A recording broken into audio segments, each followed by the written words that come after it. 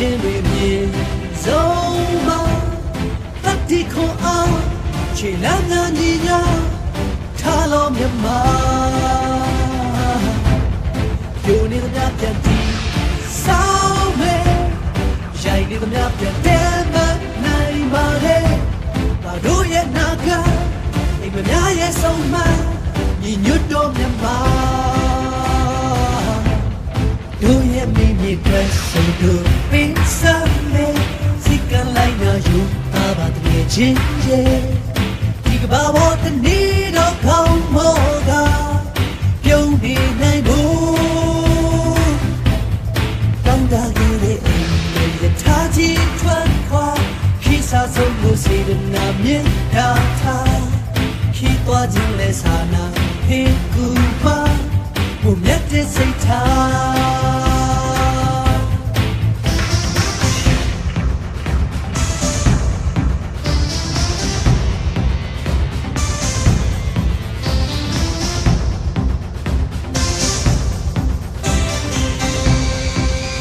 ခဲ့တဲ့အိမ်မေရထားကြီးထွက်ခွာခိစားဆုံးကိုစေတနာမေတ္တာထားခိသွားခြင်းလေစာနာဖေကူမမုံမြတ်တဲ့စိတ်ထားဒုက္ခမျိုးတွေစိတ်တို့ပင်စံတဲ့စိတ်ကလိုက်လို့ယူတာပါတဲ့ချင်းရဲ့ဒီကဘာဘောတနေ့တော့ကောင်းဖို့ကပြုံးနေနိုင်ဖို့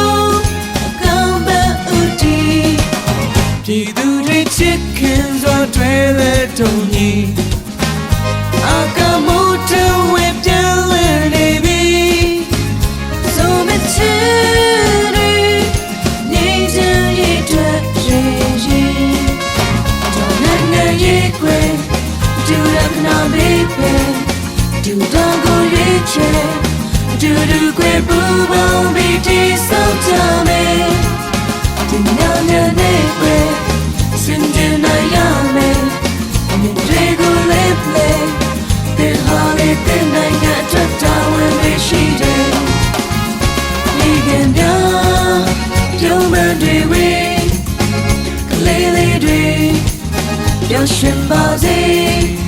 တို့ချစ်တဲ့မိတွေတာယာပါစေတောင်းစုချီ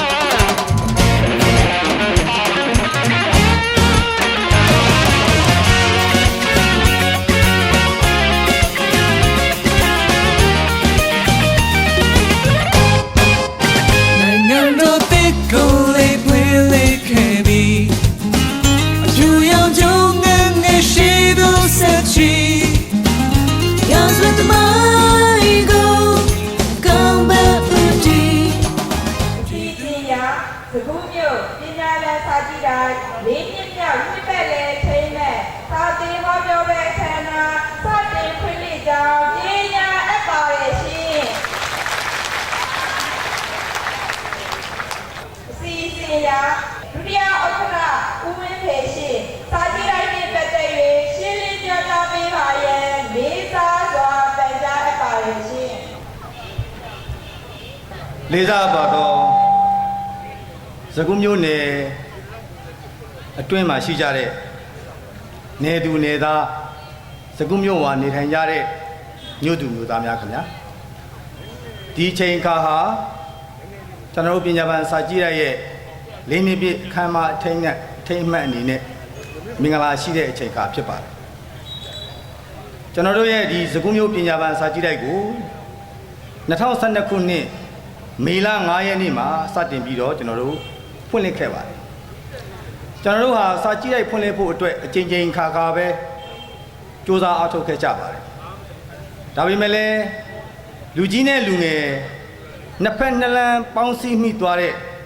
2012ခုနှစ်မေလ9ရက်နေ့မှာတော့အောင်မြင်စွာပဲကျွန်တော်တို့ဖွင့်လှစ်နိုင်ခဲ့ပါတယ်အဲကျွန်တော်တို့ဟာဒီပညာပန်စာကြည့်တိုက်ကိုဘာဖြစ်လို့ဒီလောက်ဖွင့်လှစ်ချင်နေရတာလဲဆိုတော့အကြောင်းအရင်းကတော့ကျွန်တော်တို့စကူးနယ်တစ်ခုလုံးရဲ့စကူးမြို့ရဲ့အနာဂတ်ကိုဖွံ့ဖြိုးတိုးတက်ဖို့ရည်တန်ပြီးတော့ဒီပညာပန်စာကြည့်တိုက်ကိုဖွင့်လှစ်ခဲ့ခြင်းဖြစ်ပါတယ်မိဘပြည်သူများအားလုံးသိကြတဲ့အတိုင်းပဲစာကြည့်တိုက်တွေဟာဖွင့်လှစ်ပြီးရတဲ့တစ်ပြိုင်နက်တည်းဆက်လက်ပြီးတော့လေပတ်ရှင်သန်မှုဆိုတာတော်တော်လေးကိုကျွန်တော်တို့ခက်ခဲပါဒါပေမဲ့ကျွန်တော်တို့ပညာပန်စာကြည့်တိုက်ဟာဒီနှစ်၄နှစ်ပြည့်တဲ့အချိန်ထိစာကြည့်တိုက်ဖွင့်တဲ့ရက်တိုင်းမှာမပြတ်မကွက်၄နှစ်မြောက်ရှင်သန်စွာနဲ့အောင်မြင်စွာဖွင့်လှစ်နိုင်ခဲ့တဲ့အကြောင်းကိုဂုဏ်ယူဝမ်းမြောက်စွာအသိပေးလိုပါတယ်ကျွန်တော်တို့ရဲ့စကူးမျိုးအနာဂတ်ကိုဖွံ့ဖြိုးတိုးတက်စေရန်ဆိုတဲ့နေရာမှာရုပ်ပိုင်းဆိုင်ရာများဖြစ်တဲ့လမ်းများကျောင်းများဆေးရုံများအဆောက်အအုံများပုံမကောင်းကွန်တိုးတက်ပြီးတော့များပြားလာစေခြင်းသာမကလူအဖွဲ့အစည်းအတွင်းမှာပြောဆိုနေထိုင်ပေါင်းသင်းဆက်ဆံမှုတွေ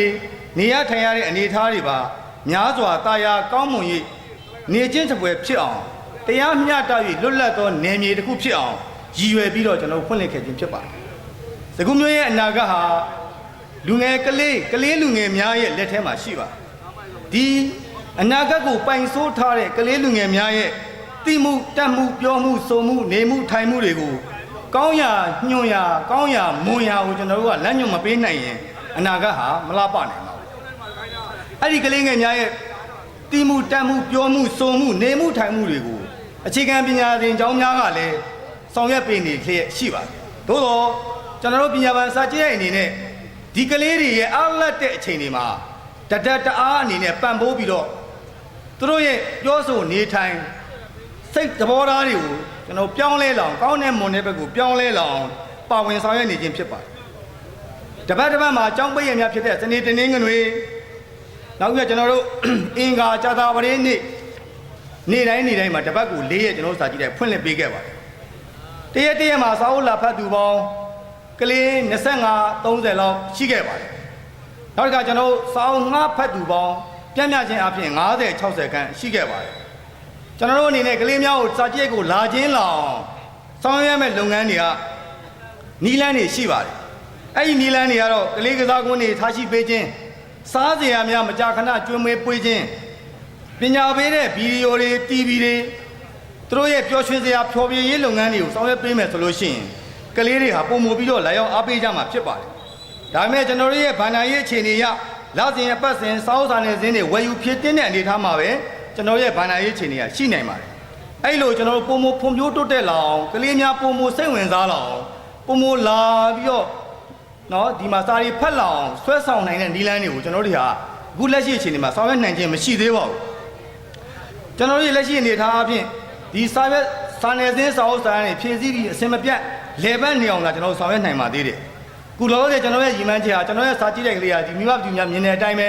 ကလေးနဲ့စိတ်30လောက်လာပြီးစာဖတ်မယ်ဆိုရင်အင်မတန်ကျင်းမြောင်းနေပါတယ်။ဒါကြောင့်မလို့ကျွန်တော်ရဲ့ရည်ရွယ်ချက်ဟာစာကြည့်တိုက်ကိုတိုးချဲ့ဖို့ရည်ရွယ်ချက်အစီအစဉ်ရှိပါတယ်။စာကြည့်တိုက်ကိုတိုးချဲ့ဖို့ဆိုပြီးတော့ကျွန်တော်ပြီးခဲ့တဲ့3နှစ်လောက်ကတည်းကရွှေသက်တော်ကိုတက်ပြီးတော့အလူခံခဲ့ပါတယ်။ပရမောတဲ့နေ့မှာ3သိန်းလောက်ရပါတယ်။မနစ်ကကျွန်တော်တို့9သိန်းခန့်ရပါတယ်။ဒီနေ့ဆိုလဲ9သိန်းခန့်ရပါတယ်။ဒါပေမဲ့အဲ့ဒီငွေတိုင်းတာအခန်းချဲဖို့အခြေအနေအထိအောင်ကျွန်တော်တို့မရခဲ့ပါဘူးကျွန်တော်စာကြည့်ရဲ့တစ်နှစ်တာလဲပတ်နိုင်တဲ့ငွေကြေးအခြေအနေမှာပဲကျွန်တော်ရှိခဲ့ပါတယ်ဒါကြောင့်ကျွန်တော်ဒီအခန်းတိုးချက်ခြင်းလုပ်ငန်းကိုဆောင်ရွက်နိုင်ခြင်းလည်းမရှိသေးပါဘူးသို့တော်လည်းပဲကျွန်တော်ရဲ့စာကြည့်တဲ့လှုပ်ရှားမှုများဖြစ်တဲ့ဒီလိုစာပေဟောပြောပွဲတွေနောက်ကျွန်တော်စကားရီလူပွဲတွေနိုင်ငံကဆောင်တွေနောက်ကျွန်တော်စာရေးဆောင်ပြိုင်ပွဲတွေအစရှိတဲ့လုပ်ငန်းတွေလည်းကျွန်တော်ဆောင်ရွက်ပေးရမှာဖြစ်ပါတယ်အဲ့တော့ကျွန်တော်ရဲ့စာကြည့်ရဲ့တစ်နှစ်တာလဲပတ်မှုငွေဟာအနည်းဆုံး3သိန်းရတယ်5သိန်းအတွင်းရှိမှကျွန်တော်လဲပတ်လို့ရပါတယ် အဲ့လိုလက်ပတ်ငွေတွေကိုကျွန်တော်တို့ဟာဒီစာအုပ်အငှားကရတဲ့ဝင်ငွေရဲ့ကျွန်တော်ခင်မင်ရရင်းနှီးရရန်နှီးရဝေးမှာသကုတုသကုသားများရဲ့စာပေဝါသနာရှင်များရဲ့ဒီနယ်သူနယ်သားများရဲ့အလှငွေများနဲ့ကျွန်တော်တို့လက်ပတ်နေတာဖြစ်ပါတယ်ဒီနေရာမှာကျွန်တော်တို့လူမျိုးရဲ့သဘောတဘာဝအရာဒါလည်းတော့ဖြစ်လက်ဖြစ်တာရှိတဲ့အခြေအနေအရဘာသာရေးအလှခံတွေတော့ကျွန်တော်တို့ရဲ့စာကြည့်တဲ့အလှခံပေါ်မှာအာယုံစိုးတဲ့မှုကျွန်တော်တို့မရှိခဲ့ပါဘူးဒီနေရာမှာကျွန်တော်တို့ဟာစာပေဆိုတာဓမ္မဖြစ်တယ်စာပေနဲ့ဓမ္မနဲ့ဆက်ဆက်လာတယ်ဆိုတော့သိအောင်ကျွန်တော်တို့စူးစမ်းအောင်မှာဖြစ်ပါတယ်စာပေဖတ်ရှုလေ့လာမှုများသူများဟာအမှားအမှန်အကောင်းဆိုခွဲခြားသိနိုင်ပါတယ်အဲ့လိုပဲဓမ္မကိုရှာဖွေတဲ့ဓမ္မအကြောင်းကိုလေ့လာတဲ့သူတွေကလည်းတရားဓမ္မအကြောင်းကိုလေ့လာတဲ့သူတွေကလည်းအကောင်းအဆိုးအမှားအမှန်ကိုခွဲခြားနားလည်နိုင်ပါတယ်ဒါကြောင့်စာပေဖတ်ရှုလေ့လာခြင်းနဲ့တရားဓမ္မကိုလေ့လာခြင်းဟာထပ်တူထပ်မျှပဲလို့ကျွန်တော်ဆိုလို့ရပါတယ်ဒါကြောင့်မလို့စာပေကိုလှူဒန်းခြင်းဟာစာပေဖွံ့ဖြိုးအောင်ဝင်းရံခြင်းဟာ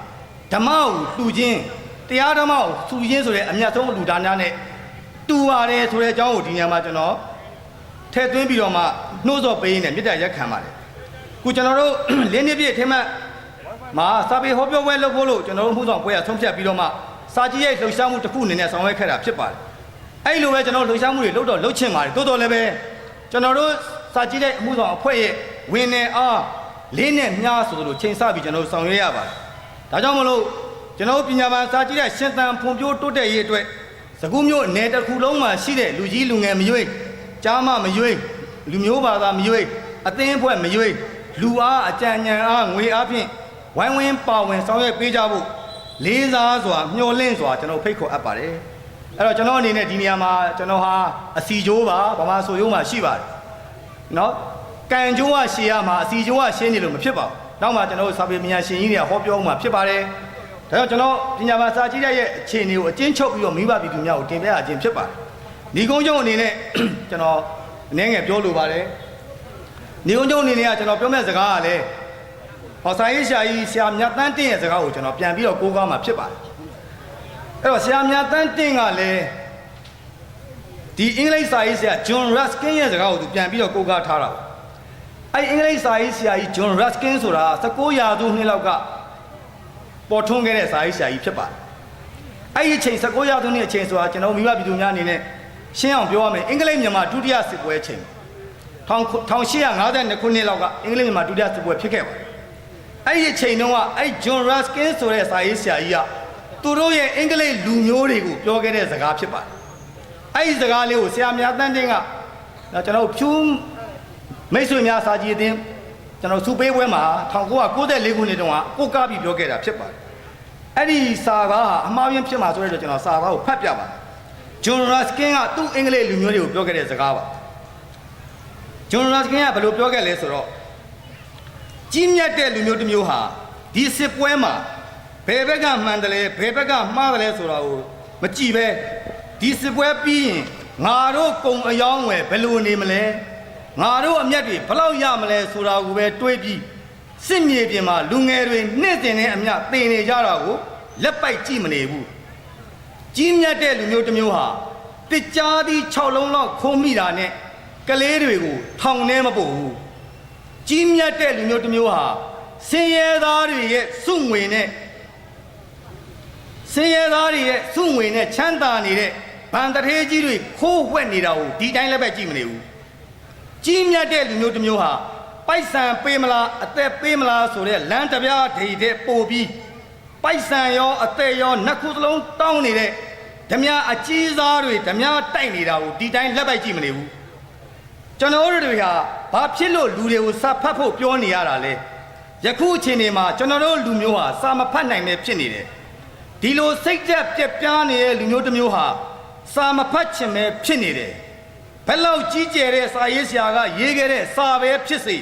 ေစိတ်သက်ပြက်ပြားနေတဲ့လူမျိုးတစ်မျိုးဟာနားဝင်မှာမဟုတ်ပါဘူးယခုလက်ရှိအချိန်မှာကျွန်တော်တို့အင်္ဂလိပ်လူမျိုးဟာလေးနဲ့တဲ့အတွေးခေါ်ပါတဲ့စာတွေကိုဖတ်နိုင်မှာမဟုတ်ဘူးလောဘတွေဒေါသတွေမောဟတွေဖုံးနေတဲ့အတွက်ဘယ်အတွေးခေါ်ကူမှလည်းလက်ခံနိုင်မှာမဟုတ်ဘူးလူမျိုးတစ်မျိုးဟာစာပေကိုထင်သေးနေရင်သိပ္ပံပညာကိုထင်သေးနေရင်အနုပညာကိုထင်သေးနေရင်တဘာဝကိုထင်သေးနေရင် မေတ္တာဂရုဏာကိုအထင်သေးနေရင်ပိုက်ဆံနောက်ကိုသာအာသာငန်းငန်းလိုက်နေရင်အဲ့ဒီလူမျိုးကရေရှည်တည်နှံ့နိုင်မှာမဟုတ်ဘူး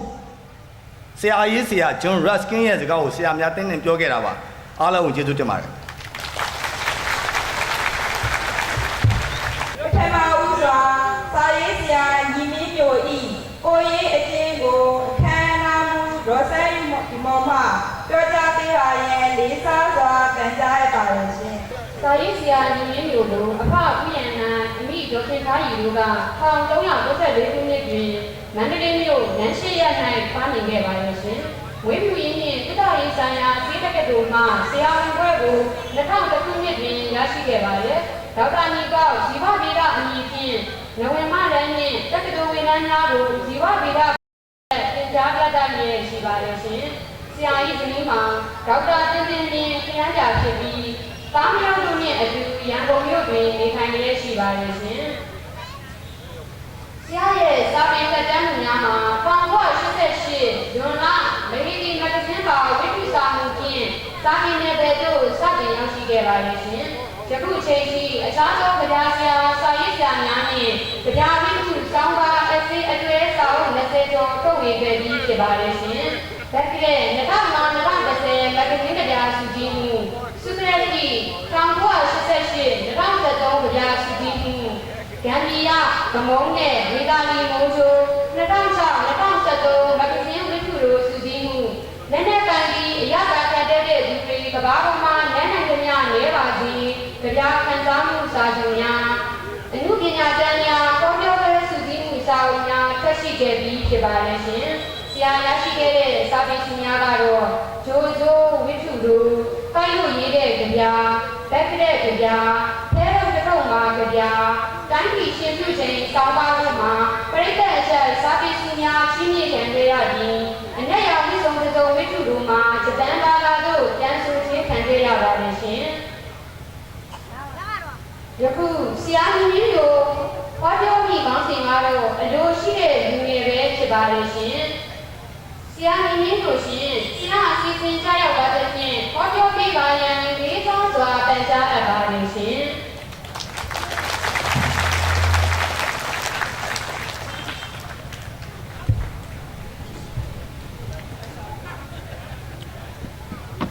အားလုံးမင်္ဂလာပါအဲ့တော့စကူးမျိုးကိုကျွန်တော်ပထမဆုံးအကြိမ်ရောက်ခူးတာပါဒီနားတစ်ဝိုက်မှာတော့မကြာခဏဆိုလို့ဖြတ်တော့ဖြတ်လာဟောခဲ့ပြောခဲ့ပူပါတယ်နောက်ကျွန်တော်တို့ချစ်ခင်ရတဲ့လေးစားရတဲ့ကြပြဆရာစာရေးဆရာအေးမင်းစောရှိပါတယ်သူ့အိမ်မှာပဲကျွန်တော်တို့တဲခိုကြမှာဖြစ်ပါတယ်အဲ့တော့ဆရာအေးမင်းစောကတော့ဒီကစကူးမျိုးသူမျိုးသားများသိတဲ့အတိုင်းသူရဲ့ကျမ်းမာရေးအခြေအနေရအိမ်မှာပဲသူနေရတယ်ဒါပေမဲ့လူကအိမ်မှာရှိပေမဲ့သူ့ရဲ့အမှုပညာကဘာပတ်နေတာဖြစ်ပါတယ်သူ့ရဲ့ချစ်ခင်လေးစားစရာကောင်းတဲ့စာပေအမှုပညာပေါ်မှာလေးနက်တဲ့အရေးအသားတွေတိဆောက်မှုတွေကကျွန်တော်တို့စာပေသမားတွေအတွက်ခြံလက်ထားလို့မရပါဘူးဒါကြောင့်စကူးမျိုးသူမျိုးသားတွေကိုတွေ့ရတာဝန်တာစရာကောင်းတယ်လို့ကျွန်တော်တို့ရဲ့အကူတယောက်ဖြစ်တဲ့ဆရာအေးမင်းစောနဲ့အချိန်ရတဲ့အတွက်လည်းကြည်နူးပီတီဖြစ်မိပါတယ်အဲ့တော့ကျွန်တော်စင်မော်တက်တဲ့အချိန်မှာ7 နာရီနဲ့25မိနစ်နောက်မှာဆရာညီဘူးလေးရှိမယ်ဆရာကြီးဥပုပ်လေးအင်ဝါကုန်ရှိပါတယ်เนาะကျွန်တော်အချိန်1 နာရီလောက်ယူပါမယ်ခါတိုင်းကတော့ဖြင့်ကျွန်တော်နောက်ဆုံးကနေပြီးပြောလေးရှိပါတယ်နောက်ဆုံးကနေတယ်ဆိုတာကတကယ်တမ်းကတော့ကျွန်တော်တို့ကစာပေအစင်လာရဝါရတဘာရဆိုရင်ငယ်တဲ့သူကရှေ့ရတက်ပေးသက်ပေါ်မှာလွှမ်းမိုးနိုင်တဲ့ဝါတဘာရင်းနဲ့ဆရာကြီးကနောက်ဆုံးကနေဒီလိုပြောလေးရှိပါတယ်ဒါပေမဲ့ပြီးခဲ့တဲ့နိုဝင်ဘာလ10 ရက်နေ့မတိုင်ခင်ရွေးကောက်ပွဲမတိုင်ခင်ကာလကတော့ကြမ်းကြမ်းတမ်းတမ်းနေရန်ရန်ကားကားတွေပြောရဆိုရတာဖြစ်တော့အဲ့လိုခါကြမ်းတမ်းခံရန်ပြောတဲ့ဘွဲကိုလည်းကျွန်တော်ကရထားတဲ့အခါကျတော့ကျွန်တော်နောက်ကနေပြီးတော့အဘတရအကုသိုလ်ပွားလေးရှိပါတယ်အပိစ္ဆာပွားလေးရှိပါတယ်အဲ့တော့အခုတော့တိုင်းပြည်ချင်းတွေကပြောင်းလဲနေပြီဆိုတော့ဆရာကြီးများကိုလည်းရိုသေချစ်ခင်လေးစားစွာနဲ့ကျွန်တော်တို့ငယ်စဉ်ကြီးလိုက်ဆိုပြီးတော့ကျွန်တော်ကရှေ့ကပြင်စာညီဘူးလေးကအလဲနောက်ဆုံးမှာဆရာကြီးဥပုပ်လေးနောက်ဆုံးပိတ်အဲ့နောက်ဆုံးပိတ်ဆရာကြီးဥပုပ်လေးကအသက်80ကျော်ပြီနော်တစ်နှစ်နှစ်နှစ်အသက်တွေကိုဆရာကြီးကဖွက်ထားတာ ခုံပေါက်ပြီးဟောမှာနော် hip hop တစ်ချက်နေပါပါတယ်နော်အဲ့တော့ပိတ်သက်ကိုကျွန်တော်ကအမည်ပေးတာပါအလဲမှာရှိတဲ့ဆရာညီဘူးလေးဆိုတာလေဆရာကြီးလူလူဦးလာနဲ့ဆရာမကြီးလူလူတော်မရဲ့ရှင်သွေးတယောက်နာမည်ကျော်ကြားပြီးသားတမိုင်းမျိုးဆက်အင်အားကြီးမားတဲ့စာရေးဆရာတယောက်ဖြစ်တယ်ဆိုတာအားလုံးသိပြီးသားပါအဲ့တော့ကျွန်တော်အနေနဲ့ကတော့စာပေဟောပြောပွဲလာရတယ်လို့မထင်မဲနဲ့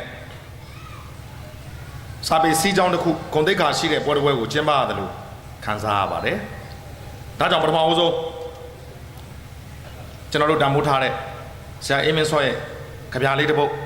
ကျွန်တော်ကိုစာပေရွတ်ဆိုခွင့်ပြုပါဒီကြပြလေးကရည်စရာမဂ္ဂဇင်းမှာဖော်ပြခဲ့တာပါကျွန်တော်တို့စာရေးကြပြတွေမဂ္ဂဇင်းမှာမပါခင်ကတည်းကဒီကြပြလေးကိုကျွန်တော်တို့လေးစားစွာနဲ့မှတ်စုစာအုပ်ထဲမှာကူးရေးခဲ့ရတဲ့ကြပြလေးတစ်ပုဒ်ဖြစ်ပါတယ်ဒီကနေ့တော့ပြင်ဆရာအေးမင်းစောကသူ့လက်ရင်းနဲ့ကျွန်တော်ကိုကိုယ်တိုင်ရေးပြီးတော့အမှတ်တရပေးလိုက်ပါတယ်ဒီကြပြလေးကိုကျွန်တော်ရွတ်ဆိုပြချင်ပါတယ်ကြပြကောင်းစဉ်ကဒန်ခန်ကျိုးလို့နာမည်ရပါတယ်ခုချိန်မှာလက်စစ်မီးတွေအရန်ပြက်နေတဲ့အချိန်မှာဒီဒန်ခန်ကျိုးဆိုတဲ့ကြပြလေးကခန်းစားလို့ရမယ်ထင်ပါတယ်နော်ရန်ကုန်မြို့မှာလည်းလက်စစ်မီးတွေအရန်ပြက်တာရှေ့ကပုံကိုယ်တွေရှုပ်ခဲ့သမျှနော်နောက်လူကမနိုင်မနှင်းလိုက်ပြီးတော့ရှင်းနေရပါတယ်ကြပြရဲ့ကောင်းစဉ်ကဒန်ခန်ကျိုးကျွန်တော်သိတယ်ပြည်သားကနည်းနည်းမြောက်ပြီးများများကြီးကြွမယ်ဆိုကျွန်တော်သိတယ်ဒါပေမဲ့ဒီအချိန်တွေကအဲ့လိုမြောက်ပင်ပေးရမယ့်အချိန်တွေမဟုတ်တော့ပါဘူးနော်ကြပြရဲ့ကောင်းစဉ်ကဒန်ခန်ကျိုးကျွန်တော်လေးလေးစားစားရွတ်ဆိုပြစီငါတို့ဟာဒန်ခန်ကျိုးတွေပဲပြုတ်ကြမသွားအောင်အလိုက်တဲ့ညှို့ကွေးခဲ့ရတဲ့နေ့တွေအထောက်အကူဆိုတာတကယ်တော့ငါတို့ကိုနားထောင်ပေးုံတက်တဲ့ထုံးညှိထားတဲ့သွေးကြောများအတိုင်းလိုက်ခဲ့ကြဒန်ခန်ကျိုးတွေကြောင်းကော့ပြီးလေထဲမှာရီမောရင်းကဘာအနှံ့ကြောင်းကျိုးကြောင်းကြားမကြံရှောက်သွားလို့မောက်မိုက်ချင်းများအဆုံးမရှိသမျှငါတို့ဒန်ခန်ကျိုးတွေကြပြရဲ့အဆုံးသတ်ပိုက်ကိုထပ်ဆင့်ပြီးတော့ရွတ်ခွင့်ပြုပါမောက်မိုက်ချင်းများအဆုံးမရှိသမျှငါတို့ဒန်ခန်ကျိုးတွေဒီကြပြကိုရွတ်ခွက်တာကြပြစာအေးမင်းစောဖြစ်ပါလေမောင်မိုက်ချင်းနေအဆုံးမရှိတဲ့၍ဒန်ခန်ကျိုးတွေဆိုတာလေရှိနေပါလေဦးမယ်ရှင်းရှင်းလား88လူလူရေးတော်ပုံကြီးကနေတဆင့်ဂျားထဲမှာရှူအောင်ဒေါ်လာရေးကနေတဆင့်ရဟန်းရှင်လူပြည်သူចောင်းသားចောင်းသူအပေါင်းဒန်ခန်ကျိုးပေါင်းများစွာတိုင်းပြည်အတွက်ရင်းနှီးခဲ့ရပါတယ်စတေးခဲ့ရပါတယ်အဲ့ဒီဒန်ခန်ကျိုးတွေရဲ့ရည်ရွယ်ချက်ဟာအလင်းကိုရရှိဖို့ဖြစ်ပါတယ်မောင်မိုက်ချင်းနေမဆုံးသေးတော့အဲ့ဒီဒန်ခန်ကျိုးတွေကပြည်သူလူထုနဲ့အတူရှိနေပါလေအောင်မယ်ဒါဟာအဲ့ရပေါ်မှာလဲလဲအောင်နေရတဲ့စာပေအနုပညာသမားတယောက်ရဲ့ဘယ်တော့မှလက်မထောက်ဒူးမထောက်လက်မမြောက်တဲ့ရဲရဲတောက်တဲ့သွေးနဲ့ရေးတဲ့ကြပြတစ်ပုဒ်ဖြစ်ပါတယ်1990ကျော်တဝိုက်ကရေးခဲ့တဲ့ကြပြပါအဲ့တော့ကျွန်တော်လေးစားတဲ့ချစ်ခင်တဲ့ဆရာအေးမင်းစောရဲ့မြို့ကလေးဒီမြို့ကလေးမှာပြောခွင့်ရတဲ့အတွက်အထူးပဲဝန်တာတယ်ဒီကနေ့ကျွန်တော်ပေးထားတဲ့ခေါင်းစဉ်အလိုရှိတဲ့လူငယ်တွေနဲ့ပတ်သက်လို့ကျွန်တော်ပြောချင်ပါတယ်လူငယ်တွေနဲ့ပတ်သက်ပြီးပြောမင်းကဘယ်လောက်ထိပြောရေးဆိုခွင့်ရှိလို့လဲလို့မေးခွန်းထုတ်လို့ရနိုင်ပါလိမ့်မယ်ဒါပေမဲ့ကျွန်တော်ကအဲ့ဒါကိုပြန်မဖြေရှင်းတော့ဘဲနဲ့ကျွန်တော်ရဲ့ဆွေးနွေးချက်မှာကျွန်တော်ထားရှိတဲ့စေတနာကိုမြင်ရင်ကျွန်တော်ဘာကိုရည်ရွယ်ပြီးပြောတယ်ဆိုတာသိနိုင်ပါလိမ့်မယ်ကျွန်တော်အသက်ဒီကနေ့40ကျော်ခဲ့ပါပြီတိုင်းပြည်ရဲ့အဆအဆအရာရာယူရင်းပျက်စီးနေတဲ့အခြေအနေကိုပြန်လဲထောက်မှကယ်တင်ပေးမဲ့သူဟာဒေါအောင်ဆန်းစုကြည်ပဲဆိုတာတနိုင်ငံလုံးကယုံကြည်ထားပါတယ်ဒီကနေ့နိုင်ငံတော်သမ္မတကြီးဦးထင်ကျော်သူတို့တငယ်ချင်းမောင်နှမ2ယောက်တယောက်ကဗိုလ်ချုပ်အောင်ဆန်းရဲ့သမီးတယောက်ကကြပြဆရာကြီးမင်းသူဝင်းရဲ့သားအသက်အရွယ်ကြီးလိုက်တော့ဒေါအောင်ဆန်းစုကြည်ကသမ္မတကြီးထက်တစ်နှစ်တစ်လတစ်ရက်ကြီးတယ်လို့သိရတယ်ငယ်တငယ်ချင်းတွေဖြစ်မယ်ရင်းနှီးတဲ့သူတွေဖြစ်မယ်59စာလုံးရပုံမှန်59စာလုံးရတိုင်းပြည်မှာဒေါအောင်ဆန်းစုကြည်ကသမ္မတလုပ်ခွင့်မရရှာဘူးဒီအတွက်နိုင်ငံတော်သမ္မတရာထူးကိုဦးထင်ကျော်ကိုပေးတယ် သူကတော့နိုင်ငံတော်အတိုင်ပင်ခံပုဂ္ဂိုလ်အနေနဲ့ရပ်တည်ပြီးတော့နေထိုင်တယ်ဒါပေမဲ့နိုင်ငံတော်ရဲ့ခေါင်းဆောင်တွေကိုဆင်လိုက်တဲ့အခါမှာသမ္မတကြီးဦးထင်ကျော်ကနံပါတ်1ဒေါအောင်ဆန်းစုကြည်ကနံပါတ်2ဖြစ်ပါတယ်နံပါတ်3နဲ့နံပါတ်4ကတော့ဒုတိယသမ္မတ2ယောက်ပေါ့နံပါတ်3နဲ့နံပါတ်4ဒုတိယသမ္မတ2ယောက်ဖြစ်မယ်ဒုတိယသမ္မတ1ကနံပါတ်3ဒုတိယသမ္မတ2ကနံပါတ်4နံပါတ်5ကပြည်သူ့လွှတ်တော်ဥက္ကဋ္ဌနံပါတ်6ကအမျိုးသားလွှတ်တော်ဥက္ကဋ္ဌနံပါတ်9ကတရားသူကြီးချုပ်နံပါတ်9ကတရားသူကြီးချုပ်ဖြစ်မယ်နံပါတ်10ကကာကွယ်ရေးဦးစီးချုပ်အဲ့တော့ကာကွယ်ရေးဦးစီးချုပ်ဆိုတာအစဉ်အရဆိုရင်တရားသူကြီးချုပ်ရဲ့နံပါတ်10ရဲ့အောက်မှာလို့ပြောလို့ရနိုင်ပါလိမ့်အဲ့ဒီအောက်မှာအခြေခံဥပဒေခုံရုံးဥက္ကဋ္ဌနံပါတ်9 protocol လို့ခေါ်တဲ့ပြည်ထောင်စုဖွဲ့စည်းပုံတိဆောက်ပုံယာတူတွေကိုဆင်လိုက်ရင်ဒီသဘောတရားလေးရှိပါတယ်ဒါပေမဲ့နောက်ထပ်ရည်ညွှန်းထားတဲ့အချက်တွေရှိပါတယ်အဲ့ဒီပုံကိုယ်တွေဟာဒုတိယသမ္မတအဆင့်နဲ့အတူတူပဲဆိုတဲ့ရည်ညွှန်းချက်တွေရှိပါတယ်ပြည်သူ့လွှတ်တော်ဥက္ကဋ္ဌကနေစပြီးတော့နောက်အခုကျွန်တော်ပြောသွားတဲ့အခြေခံဥပဒေခုံရုံးဥက္ကဋ္ဌအထိဒီလူတွေဟာဒုတိယသမ္မတအဆင့်နဲ့တူတဲ့ယာတူအဆင့်တန်းကိုရရှိကြမယ်အဲ့တော့နိုင်ငံတော်ကိုဥဆောင်မှာဟာနိုင်ငံတော်သမ္မတဖြစ်ပါတယ်အဲ့ဒီမှာမှဒေါအောင်ဆန်းစုကြည်ဟာနိုင်ငံတော်ရဲ့အတိုင်ပင်ခံပုဂ္ဂိုလ်အနေနဲ့ဒုတိယမြောက်နေရာမှာတင်းတဲရှိနေပါတယ်အဲ့တော့အခြေအနေတွေကြားထဲကနေပြီးတော့အလှပဆုံးဖြစ်အောင်အသိမွေဆုံးဖြစ်အောင်ဒီအခြေအနေကိုဆောင်ရွက်ခဲ့ရတာဖြစ်ပါတယ်ဝင်းသာစရာကောင်းတယ်အားရစရာကောင်းတယ်စာပေဟောပြောပွဲဆင်မြင့်နောက်ကိုကြည့်လိုက်တော့ပညာပန်းစာကြည့်တတ်ထင်ရှားကြော်ကြားတဲ့စာရေးဆရာကဗျာဆရာတွေရှိတဲ့မြို့လည်းဖြစ်တယ်နိုင်ငံတော်ကိုဥဆောင်မဲ့နိုင်ငံတော်သမ္မတကသူကိုယ်တိုင်ကစာရေးဆရာဖြစ်နေတယ်ဒလဘန်းလို့နာမည်ရတဲ့ကလောင်နာမည်နဲ့စာရေးပါတယ်သူ့ရဲ့ငယ်နာမည်ကဒလဘန်းလို့ခေါ်လိုက်မှထင်တယ်စာတာထဲမှာရေးတဲ့နာမည်ကဗျာစာကြီးမင်းတို့ဝင်ရတာမွန်သူရဲကောင်းတယောက်ရဲ့နာမည်ဒလဘန်းတာဝန်မှုနဲ့ရေးတယ်စာတာထဲမှာတော့တာဝန်မှုနဲ့ရေးတယ်လို့ကျွန်တော်တို့သိရပါတယ်ကလောင်နာမည်ယူတော့ဦးလေးဦးထွန်းကျော်ကဒါတွေနဲ့ယူလိုက်ပါတယ်ဒလဘန်းဆိုပြီးတော့နိုင်ငံတော်ကိုဥဆောင်နေတဲ့သူကိုတိုင်ကစာရေးဆရာတယောက်နိုင်ငံတော်ရဲ့အတိုင်ပင်ခံပုဂ္ဂိုလ်ဆိုပြီးတော့ရှိနေတဲ့ဒေါအောင်ဆန်းစုကြည်ကလည်းကဘာကျော်တဲ့စာရေးဆရာမကြီးတယောက်ဖြစ်ပါတယ်သူ့ရဲ့စာတွေကိုအင်္ဂလိပ်လိုရေးတဲ့အများသိတဲ့ Freedom from Fear ဆိုတဲ့စာအုပ်ဆိုရင်အချိန်ချင်းရိုက်ရတဲ့စာအုပ်ဖြစ်ပါတယ်အဲ့ဒီကရတဲ့ဒေါ်လာငွေကြေးတွေတိုင်းပြည်အတွက်လိုအပ်တဲ့နေရာတွေမှာဒေါက်ခင်ကြီးဖောင်ဒေးရှင်းမှာပညာရေးမှာအများကြီးသုံးစွဲထားပါတယ်အဲ့ဒီကနေဆက်ကြည့်ရင်ပြန်ကြားရေးဝန်ကြီးကျွန်တော်တို့ကတော့ဆရာဖေလို့ခေါ်တဲ့ဒေါက်တာဖေမြင့်ကျွန်တော်တို့သူ့စာတွေနဲ့ကြည့်ခဲ့ရတာပါဒီကနေ့ပြန်ကြားရေးဝန်ကြီးကလည်းစာရေးဆရာဖြစ်ပါတယ်ဒီမိုကရေစီနိုင်ငံတွေမှာပြန်ကြားရေးဝန်ကြီးဌာနဆိုတာမလိုအပ်တော့ဘူးမရှိဘူးဒါပေမဲ့ဒီနိုင်ငံရဲ့အခြေအနေကတော့စကူးမကူဖြစ်တဲ့အတွက်လိုအပ်တယ်ထားရှိဖို့တင့်တယ်ဆိုတဲ့ဆုံးဖြတ်ချက်နဲ့ပြန်ကြားရေးဝန်ကြီးဌာနကိုဆက်ပြီးတော့ထားပါတယ်ထားတဲ့အခါမှာလည်းကျွန်တော်တို့ချစ်ခင်လေးစားရတဲ့စာကောင်းပေကောင်းတွေကိုဆရာဖေမြင့်ကပြန်ကြားရေးဝန်ကြီးအဖြစ်တာဝန်ယူပါတယ်တိုးတက်ပြောင်းလဲမှုတွေကိုလည်းကျွန်တော်တို့မြင်နေရပါပြီအခုသတင်းစာမှာကြည့်မယ်ဆိုရင်တွေ့နိုင်ပါလိမ့်မယ်သတင်းစာတွေရဲ့အပြောင်းလဲကြေးမုံရံအပြောင်းလဲမြမလင်းရဲ့အပြောင်းလဲအရင်တုန်းကသတင်းစာတွေမှာဘလုံးမှဖော်ပြလို့မရတဲ့ဓာတ်ပုံတွေနိုင်ငံရေးအကျဉ်းသားတွေဒီကနေ့ဖော်ပြနေပြီနောက်ဆုံးမှပြောမယ်ဆရာကြီးဦးကိုလေးအင်းဝကုံကြီးသူ့ရဲ့ကြပြားတွေရှေ့ပိုင်း2ရက်3ရက်ဆက်ပြီးတော့ဖော်ပြခဲ့ပြီးပြီတစ်ချိန်လုံးကအစိုးရကသဘုံလို့တတ်မှတ်ထားခြင်းခံရတဲ့စာပေသမားတွေအစိုးရကသဘုံလို့ပုံကန်နေတဲ့သူတွေလို့တတ်မှတ်ထားခြင်းခံရတဲ့သူတွေဟာဒီကနေ့ဂုဏ်တည်ရှိတဲ့လူကြီးလူကောင်းတွေအဖြစ်စာပေစင်မြင့်ထံမှာတင့်တယ်နေတာဖြစ်ပါတယ်အဲ့တော့ဒေါက်တာဖေမြင့်ကလည်းစာပေသမားတယောက်ဖြစ်တယ်စောစောကနံပါတ်9နေရာမှာရှိတဲ့ခြေခံခုံရုံးခြေခံဥပဒေခုံရုံးဥက္ကဋ္ဌဖြစ်တဲ့ဆရာဦးမျိုးညွန့်တရားရေးဝန်ကြီးဌာနမှာညွှန်ကြားရေးမှူးအဆင့်ထိတာဝန်ထမ်းဆောင်ခဲ့တယ်အခုခုံရုံးဥက္ကဋ္ဌအဖြစ်ဆက်လက်ပြီးတာဝန်ထမ်းဆောင်တယ်လူနာမည်ကတော့ဦးမျိုးညွန့်ယာတူကတော့တရားရေးဌာနမှာညွှန်ကြားရေးမှူးဒါပေမဲ့အဲ့ဒီနာမည်တွေထက်ပိုပြီးစိတ်ဝင်စားစရာကောင်းတာသူ့ရဲ့ကလောင်နာမည်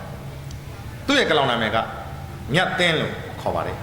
ဝတ္ထုတိုကောင်းပေါင်းများစွာကိုရေးတယ်ဆရာမြတ်သင်းပါကျွန်တော်အခွေတွေကိုနားထောင်မှုတဲ့ပြည်သက်ဆိုရင်သိနိုင်ပါလိမ့်မယ် ဆရာမြတ်သိန်းရဲ့စရေးအောဆိုတဲ့ဝတ္ထုတစ်ပုဒ်ကိုကျွန်တော်ကြာနာနာပြောခဲ့ပူပါတယ်အဲ့ဒီဝတ္ထုရဲ့ပိုင်ရှင်ဟာခုံရုံးဥက္ကဋ္ဌဖြစ်တဲ့ဆရာမြတ်သိန်းရဲ့ဝတ္ထုဖြစ်ပါတယ်လိုတိုရှင်းပြောချင်တာကဒီကနေ့တိုင်းပြည်ရဲ့ authors of governor status လို့ပြောလို့ရမယ် authors စာပေသမားများ governor status အစိုးရရဲ့အဆင့်အတန်းအနေအထားကနေပြီးတော့တိုင်းပြည်ကိုစီမံခန့်ခွဲမဲ့သူတွေဟာစာပေသမားတွေဖြစ်နေပါတယ် authors of governor status အဲ့ဒီအခြေအနေကိုအဲ့ဒီ level မှာရပ်တည်နေတဲ့သူတွေဟာထင်ရှားတဲ့စာပေသမားတွေဖြစ်ပါတယ်ခုနကဆရာဦးဝင်းဖေဒုတိယဥက္ကဋ္ဌဖြစ်တဲ့ဦးဝင်းဖေအဖွဲ့မှာစကားပြောတယ်ဂျွန်ရာစကင်ရဲ့စကားတွေသိပ္ပံပညာကိုထင်သိနေရင်စာပေကိုထင်သိနေရင်လောကသဘာဝဓမ္မတွေကိုထင်သိနေရင်အဲ့ဒီနိုင်ငံတနိုင်ငံဘယ်တော့မှမတိုးတက်ဘူးဒါဂျွန်ရာစကင်ပြောတဲ့စကားတိထက်ပိုရှင်းတဲ့စကားလေးတစ်ခုရှိတယ်ဂျွန်ရာစကင်ပြောခဲ့တာပဲဟေးမင်းတို့ရှုပ်လုံးမနေနဲ့ကွာရှုပ်လုံးမနေနဲ့ကွာပြက်နေတဲ့ခစ်ထဲမှာဘယ်သူမှစာမဖတ်ဘူးပြက်နေတဲ့ခစ်ထဲမှာဘယ်သူမှစာမဖတ်ဘူးတဲ့ကျွန်တော်တို့ကနှစ်ပေါင်း90ကျော်လုံးပြက်နေတဲ့ခစ်ကြီးကိုဖြတ်တန်းခဲ့ရတဲ့စာပေသမားခစ်ကြီးပြက်နေတာကိုသိရတဲ့စာပေဟောပြောပွဲတွေဇွတ်လုပ်ခဲ့ရပါတယ်လူတို့ပြည်သားစာပေနဲ့ဝေးမှန်သိပင်မဲ့မြစ်ကိုဆန်ကူးတဲ့ငါးတွေလိုပဲကျွန်တော်တို့စူးစမ်းခဲ့ရပါတယ်ထိုင်နေလို့တော့ဘာမှဖြစ်မလာဘူး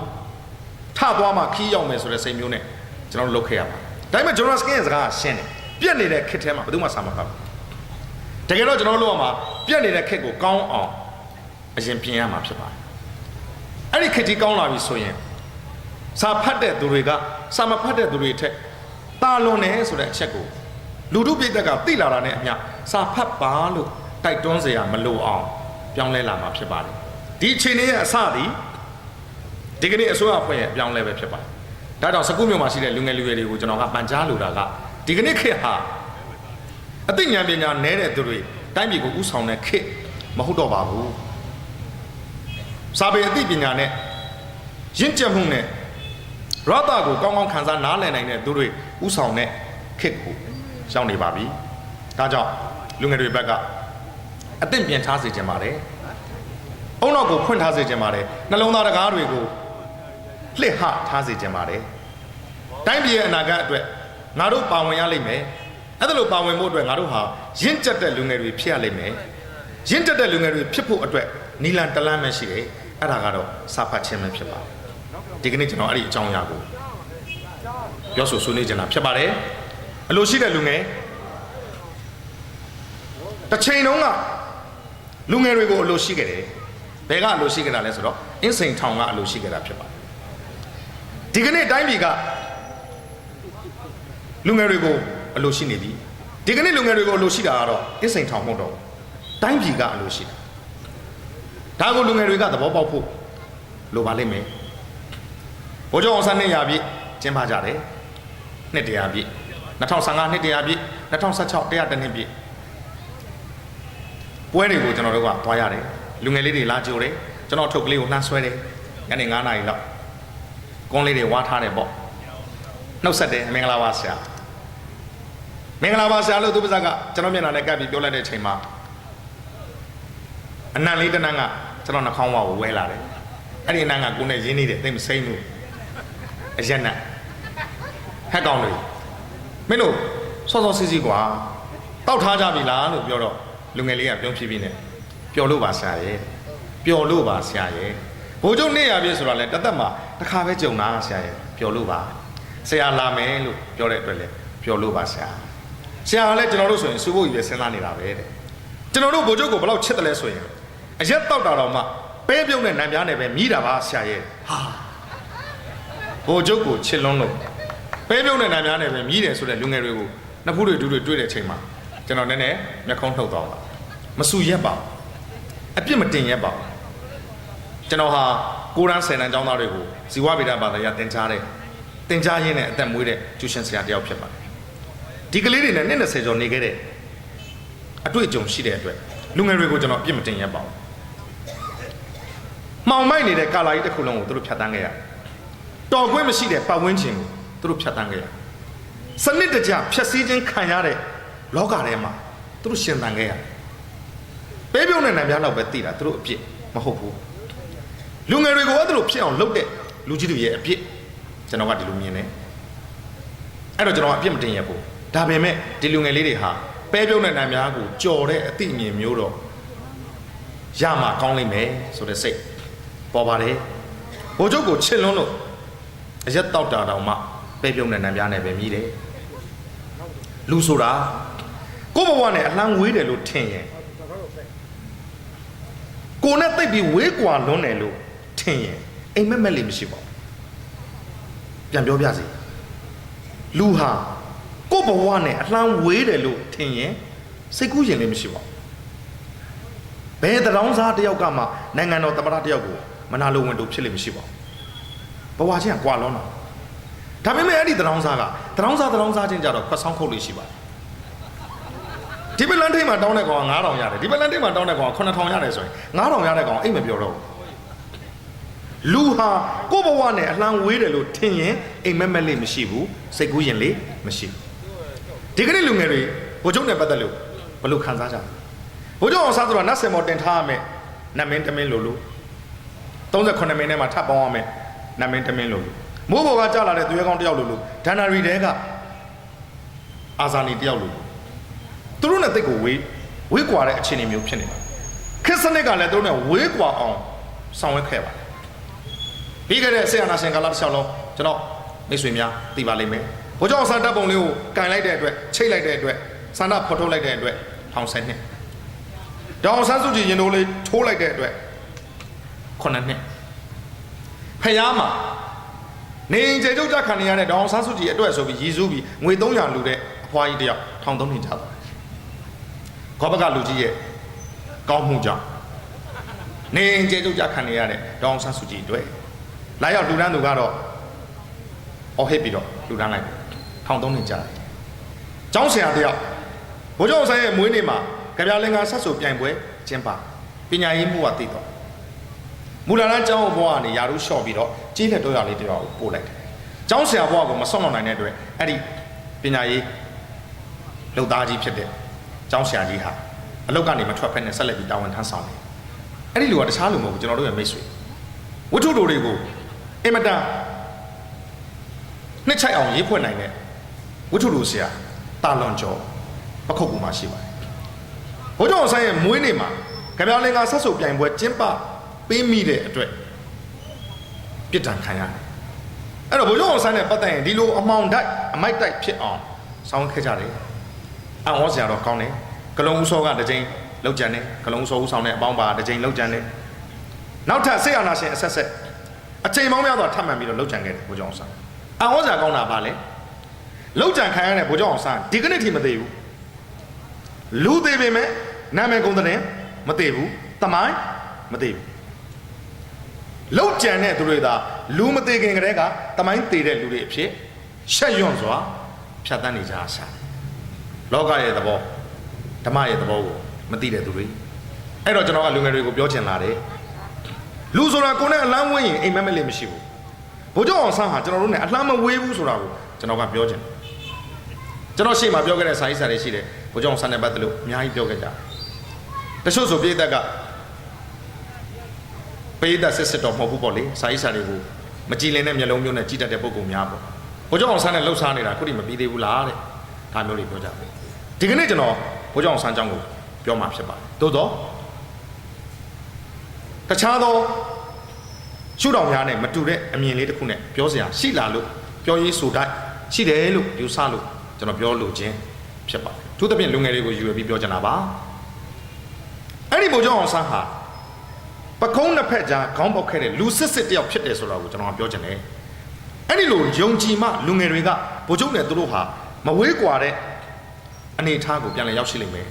ဒီတိုင်းဆိုရင်တော့ဟာဘိုးချုပ်နဲ့တို့နဲ့ဘောကဘာဆိုင်လို့လဲကွာဘိုးချုပ်ကအရန်တော်ပြီးတို့ကမတော်တာဘာဆိုင်လို့လဲဘိုးချုပ်ကတော်မှာပေါ့ဘိုးချုပ်ကိုတို့ကတော့မတော်ဘူးလေတို့ကတော့တာမန်လူငယ်တွေကိုဒီအတွေးကိုကျွန်တော်ဖျောက်ချင်လို့ဖြစ်ပါတယ်ဒါကြောင့်ဘိုးကျောင်းအောင်ဆန်းဟာနတ်စင်မော်တင်ထားရမယ်ဒါနာရီတွေကကြာလာတဲ့သူရဲကောင်းတယောက်မင်းသားတစ်ပါးမဟုတ်ဘူးပခုံးနှစ်ဖက်ကြားခေါင်းပေါက်တဲ့လူစစ်တယောက်ဖြစ်တယ်ဆိုတာကျွန်တော်ပြောချင်လာတယ်1915 February 17စနေနေ့မနေ့9:35မိနစ်မှာ မွေးဖွားခဲ့တဲ့ဗိုလ်ချုပ်အောင်ဆန်း1940ဇူလိုင်19စနေနေ့မနေ့ပဲ10:39မိနစ်မှာကြာဆုံးခဲ့တဲ့ဗိုလ်ချုပ်အောင်ဆန်းခုနှစ်တက်ကလေးတွေကိုပြောတာရည်ရွယ်ချက်ကြီးကြီးမားမားရှိပါတယ်ဒီကနေ့ရောက်နေတဲ့အသက်ကလေးတွေနဲ့ဗိုလ်ချုပ်အောင်ဆန်းဖြတ်သန်းခဲ့တဲ့အခြေအနေလေးတွေကိုနှိုင်းယှဉ်စေချင်တာဖြစ်တယ်ခေတ်ချင်းစနစ်ချင်းမတူဘူးဆိုတာကိုတော့ကျွန်တော်တို့နားလည်ပါတယ်ဗိုလ်ချုပ်အောင်ဆန်းဖြတ်သန်းရတဲ့ခေတ်ကထုစစ်လိုက်တဲ့လူငယ်တယောက်ရဲ့ဘဝနဲ့ဆရာနာရှင်ခေတ်မှာကြီးပြင်းရတဲ့လူငယ်တယောက်ရဲ့ဘဝမတူနိုင်ဘူးဆိုတာကိုတော့ကျွန်တော်နားလည်ပါတယ်ဒါပေမဲ့ဘာပဲဖြစ်ဖြစ်စူးစမ်းရင်ရနိုင်တယ်ဆိုတာလေးကိုသိစေချင်လို့ဖြစ်ပါတယ်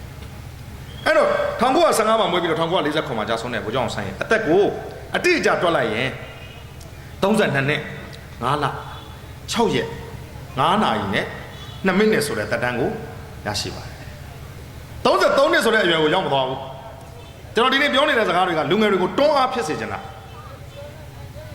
33နှစ်ဆိုတဲ့အရွယ်ကိုရောက်မသွားဘဲနဲ့အလုပ်တွေအများကြီးလုပ်ခဲ့တဲ့လူငယ်တယောက်တစ်ချိန်လုံးကလူငယ်တယောက်ကျွန်တော်အသက်တောင်ဒီကနေ့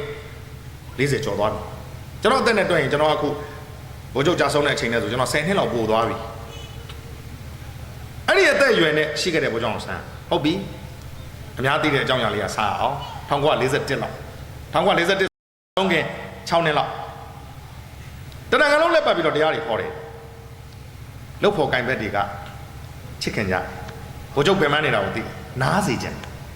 အဲ့တော့ဗိုလ်ချုပ်အောင်ဆန်းရဲ့ဘဝမှာចောင်းသားဘဝတခင်ဘဝဗိုလ်ချုပ်ဘဝနိုင်ငံရေးသမားဘဝမျိုးစုံရှိမယ်သူရဲ့နိုင်ငံရေးလုပ်တဲ့10နှစ်ကျော်အတွင်းမှာသူဖြတ်သန်းရတယ်ဒါပေမဲ့အားလုံးကိုကျွန်တော်ကဗိုလ်ချုပ်လိုပဲသုံးပြစီနော်နှုတ်ဆွဲနေတဲ့အတွက်စကားတွေကိုဗိုလ်ချုပ်အနေနဲ့ပဲပြောပြစီ1941သူ့အသက်26လောက်ပဲရှိမယ်အရွယ်လောက်ဖို့ကိုင်းမဲ့တရားပြောတယ်ဗိုလ်ချုပ်ရဲ့နားပါဦးဘလို့နားရမလဲစေယုံတဲ့ဘယ်စေယုံတဲ့ရမလဲ BIA စေယုံတက်ပါဟုတ်ပြီစေယုံတက်တော့ဘယ်သူနဲ့တွေ့လဲဒေါခင်ကြီးနဲ့တွေ့ငယ်တငယ်ချင်းဖြစ်တဲ့တင်ဦးငယ်တငယ်ချင်းနဲ့တင်ဦးတဲ့ဟဲ့တင်ဦးတဲ့ဟာအင်ကြီးတွေပစိုးတွေဝယ်ပေးစမ်းတယ်ဘာလို့မလို့လဲတဲ့မိမတောင်းမလို့မဲခတ်တည်တည်မိမတောင်းမလို့ဘသူတောင်းမှလဲဘဝတောင်းမှလဲစုံစမ်းလိုက်တော့သူဒေါခင်ကြီးကိုသဘောကျပြီပေါ့ကြီးသားစကားပြောပြီလားလို့မေးတော့မပြောရသေးဘူးအကိုကြီးဥပဝင်းကိုတော့ပူဇာထားတယ်မင်းလည်းကြုံရင်ပြောပေါ်တယ်ဩသမီးသားစကားအဲ့လိုပြောလို့ရသလားအသက်ကလေးကငယ်ငယ်လေးနော်26လောက်ပဲရှိဒေါခင်ကြီးကသူ့တဲ့တစ်နှစ်ကျော်ကြီးတယ်ဒေါခင်ကြီးမဟုတ်တဲ့နတ်စမလေးကဆေးလာတိုက်တယ်မတော့ဘူးတဲ့မတော့ဘူးမခင်ကြီးတိုက်မှတောက်မယ်တဲ့နတ်စမလေးကထမင်းလာကျွေးတယ်မစားဘူးတဲ့မခင်ကြီးကျွေးမှစားမယ်တဲ့အဲ့တော့စိတ်ုံတရုံလုံးကဟဲ့မခင်ကြီးနင်အဲ့လိုလက်လွတ်စပယ်ကြီးမလုပ်နဲ့ဘိုးချုပ်ကနေမနေဖြစ်နေတယ်ဒေါခင်ကြီးကလည်းအမျော်မြင်ကြီးပါတယ်ဗျာဒီကနေ့လူလူကောင်းဆောင်ဖြစ်မဲ့ဒေါအောင်ဆန်းစုကြည်ကိုမွေးပေးရမယ်မိခင်မလားသူလည်းအမျော်မြင်ရှိပါတယ်လိုက်ရောရှာဆေးလာတိုက်တယ်တောက်တယ်တီဗီသားလေးတွေမို့လို့ကျွန်တော်မြန်ပြောတာပါနော်ချုံလိုက်တာပေါ့ထမင်းလာကျွေးတယ်စားတယ်စားနေရင်တောက်နေနေပြောတဲ့စကားဒီမယ်မခင်ကြီးတဲ့ဒီမယ်မခင်ကြီးခင်ဗျာတိတ်ပြီးချိန်မဆွဲပါနဲ့တဲ့ကျုပ်ကချိန်တိတ်ရတာမဟုတ်ဘူးတဲ့လက်ထပ်ချင်ပြီးတဲ့ဟာဤစားကားပြောတာမိုက်လာကြီးလားအပြုံနုနုထွတ်ထွတ်လေးကိုသွားပြီးတော့ခင်ဗျာတိတ်ပြီးချိန်မဆွဲပါနဲ့တဲ့မသိလို့ရှိရင်ဒေါခင်ကြီးကပဲသူ့ကိုလှည့်ပတ်နေတယ်လို့မျိုးပြောပုံကကျုပ်ကချိန်တိတ်ရတာမဟုတ်ဘူးတဲ့ကျွန်တော်ပြောတဲ့စကားတွေလိပ်ပတ်လဲသွားရင်ဘိုးကျောင်းအောင်ဆန်းဟာတိုင်းပြည်ရဲ့အနာဂတ်ကိုသိတယ်လို့သူ့အသက်သိမရှိဘူးဆိုတာလေသူသိတဲ့လူတယောက်ဆိုတာမြင်လာပါလိမ့်မယ်ဘိုးကျောင်းအောင်ဆန်းဟာသူအသက်ရှည်ရှည်နေရမယ့်လူတယောက်မဟုတ်ဘူးဆိုတာသိပြီးသားပါဒါကြောင့်ဒီစကားလေးသူထည့်ပြောတယ်ကျုပ်ကအချိန်သိရတာမဟုတ်ဘူးခဏသိပြီးချိန်မဆွဲပါနဲ့လက်ထပ်ချင်ပြီပြောတဲ့အတိုင်းပဲဘိုးကျောင်းအောင်ဆန်းကအိမ်တော်တက်ကလေး9နှစ်မရှိတရှိမှကလေးလေးယောက်မွေးပေးတော့တော်တယ်နော်အိမ်တော်သက်9နှစ်မရှိတရှိမှကလေးလေးယောက်မွေးအများသိတာ3ယောက်တကယ်မွေးတာ4ယောက်ဦးအောင်ဆန်းဦးရင်းနေတည်တဲ့အောင်ဆန်းလင်းအဲ့ဒီအောက်ကဒေါအောင်ဆန်းစုကြည်1945ဂျွန်19မှာမွေးတဲ့ဒေါအောင်ဆန်းစုကြည်ဘိုးချုပ်က1949ဇူလိုင်19မှာကြာဆုံးတဲ့အချိန်မှာဒေါအောင်ဆန်းစုကြည်ရဲ့အသက်က2နှစ်နဲ့1လသမီးဖေးမန်းသမီးမန်းတော့ကောင်းကောင်းမသိလိုက်အဲ့ဒီအောက်မီးတွင်းထဲမှာကွယ်လွန်တဲ့သမီးတို့လေးတယောက်ရှိတယ်2ရက်သမီးလောက်မှာကွယ်လွန်တဲ့သမီးတို့လေးတယောက်ရှိတယ်အိမ်တော်သား9နှစ်အတွင်းမှာကလေးလေးယောက်မွေးဖွားခဲ့တယ်အဲ့ဒီအသက်အရွယ်လေးနဲ့ဘိုးကျောင်းဆန်းပြောခဲ့တဲ့နော်ကျွန်တော်ပြောချင်တာလေးတွေကိုလူရင်းတို့ရှင်ညှက်ပြီးတော့ ပြောနေတာဖြစ်ပါတယ်ဘိုးချုပ်ပြောခဲ့တဲ့နာမည်ကြီးတဲ့စကားဟေ့ဒီမဲတဲ့လူငယ်ပေမဲ့လူကြီးအလုပ်လုပ်ရင်လူကြီးပဲကွာဒီကနေ့အသက်25နှစ်26နှစ်အရွယ်ရှိတဲ့ကျွန်တော်ညီတွေကိုကျွန်တော်ထမတွေကိုသိစေချင်တာဖြစ်ပါတယ်ဟေ့ဒီမဲတဲ့လူငယ်ပေမဲ့လူကြီးအလုပ်လုပ်ရင်လူကြီးပဲကွာနာမည်ကျော်ပါတယ်ဒီစကားအဲ့ဒီစကားကိုပြောင်းပြန်ယူမယ်ဆိုရင်ဒီကနေ့အသက်60ကျော်80တွင်းရောက်နေတဲ့လူကြီးတွေဟေ့ဒီမဲလူကြီးပေမဲ့ကလေးလိုခွေးလိုစကားတွေရှောက်ပြောနေရင်လူဘောပဲကွာကျွန်တော်နိုင်ငံမှာအသက်60 90ရောက်နေပြီမဲ့လူကြီးရွယ်ရောက်နေပြီမဲ့ကလေးလိုခွေးလိုလူဘောစကားပြောတဲ့လူကြီးတွေအများကြီးပဲလေဟိုးရင်တော့အကြောင်းနဲ့ကျွန်တော်ပြန်မပြောချင်ဘူးပြန်ပြောရင်ပြည်သက်ကလက်ခုပ်တန်းတစ်ဖြောင်းဖြောင်းနဲ့ကျွန်တော်သိတယ်ကျွန်တော်အားပေးမယ်ဆိုတာကျွန်တော်သိတယ်ဒီချိန်အတိုင်းပြည်ကိုတိဆောက်ရမယ့်အချိန်တော်လှန်ရမယ့်အချိန်မဟုတ်တော့ဘူးတရားတင်ဆိုခေတ်မရှိတော့ဘူးနော်ဒါကြောင့်မို့ကျွန်တော်နေတိုးဖြစ်တက်လာတော့ပြည်သက်ကနားလည်ပေးပါအဲ့တော့လိုအပ်တော့လဲတရားတင်ဆိုပြန်လုပ်တာပေါ့ဗျာနော်မလိုအပ်တဲ့အချိန်တော့မှာတော့ကျွန်တော်ကိုနော်မင်းသမီးလေးတွေနဲ့တွဲခွင့်ပေးပါဦးအဲ့တော့အများကြီးတော့မပြောတော့ဘူးလူကြီးဖြစ်ပေမဲ့ပေါ်တော်စကားတွေပြောခဲ့တဲ့လူတွေအများကြီးပဲလေဘာအောင်မင်းနေလဲတဲ့ကျွန်တော်မနေ့ပြန်လေးကိုသွားမှာ100ကောက်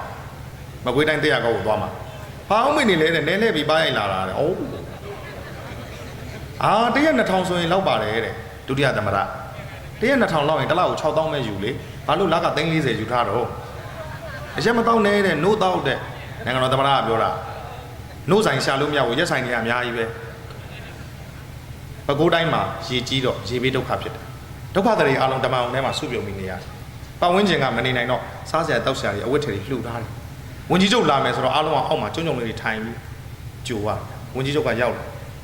ရှိုင်းကြီးအသက်ဘောင်းကြီးအသက်မိဘူးကြားနေဘောင်းကြီးအထက်လက်ထိုးပြီးတော့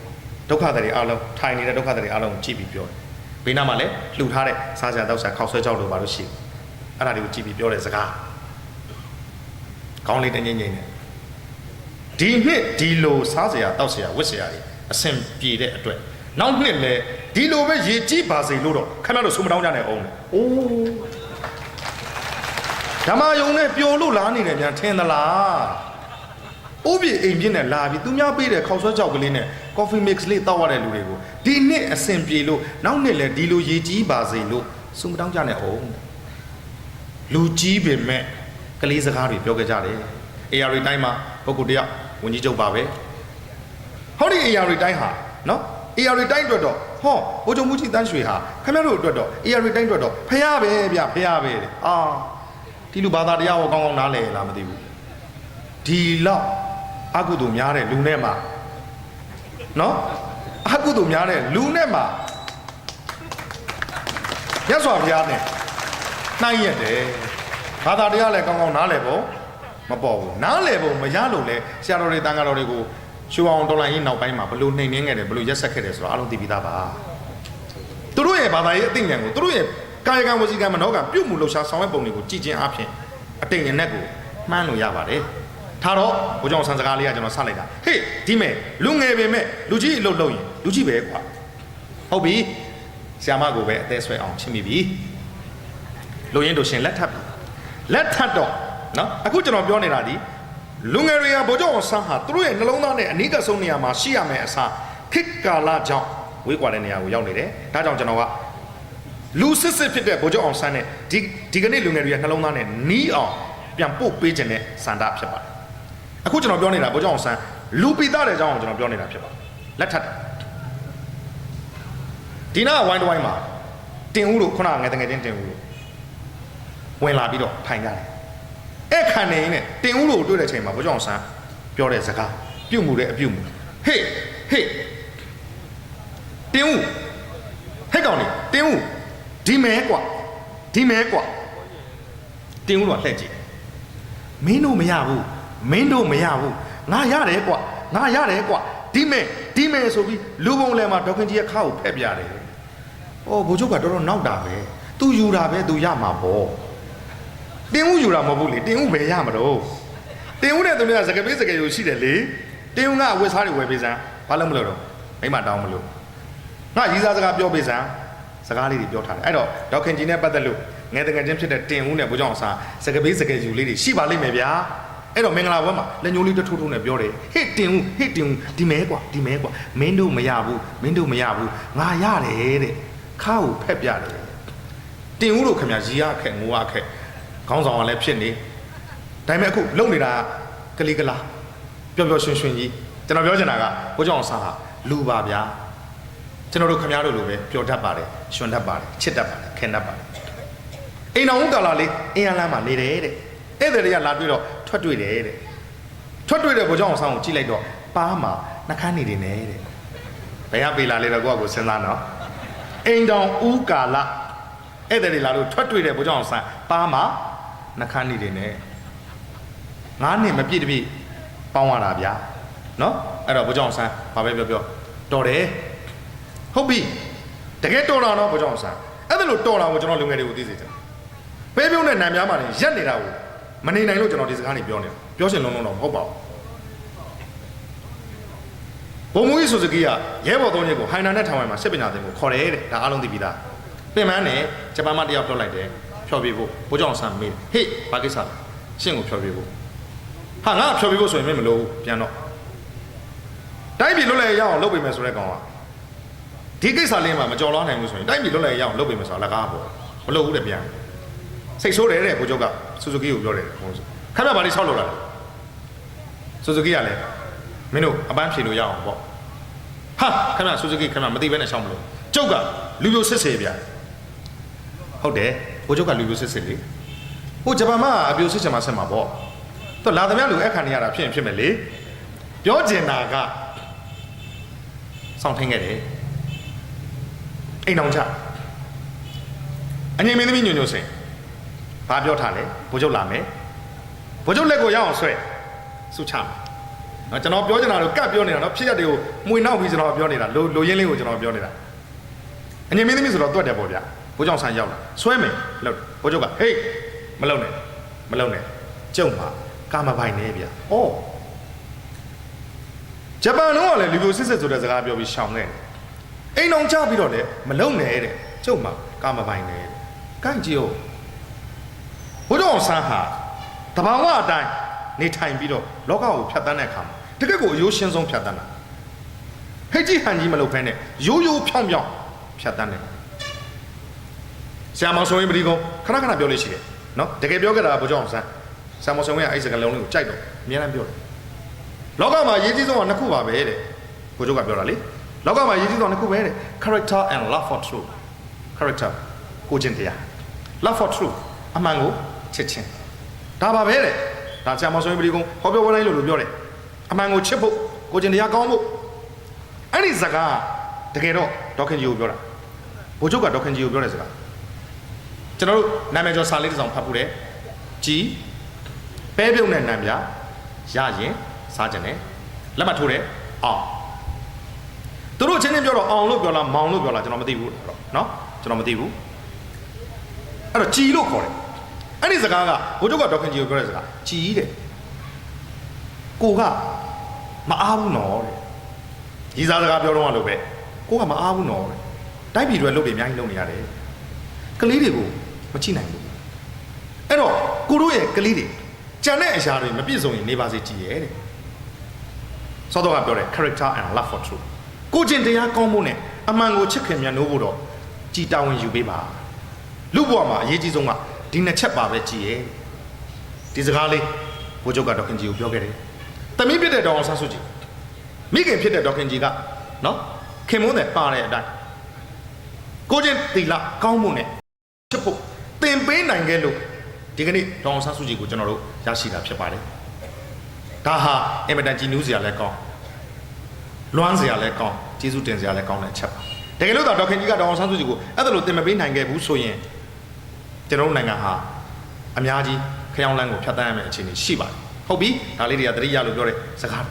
ဘိုးတော်ဆန်လူဆန်နဲ့ပါမာတော်နှခမ်းနေတွေပေလို့ဟဲ့တင်ဦးမင်းတို့မရဘူးငါရတယ်ကွာပျော်လို့ရွှင်လို့လူဆိုတာပျော်တတ်ရွှင်တတ်ရုံပဲလားဒေါသမဖြစ်တတ်ဘူးလားစိတ်မတူတတ်ဘူးလားစိတ်တူတယ်တူတတ်တယ်တဲ့ចောင်းသားဘော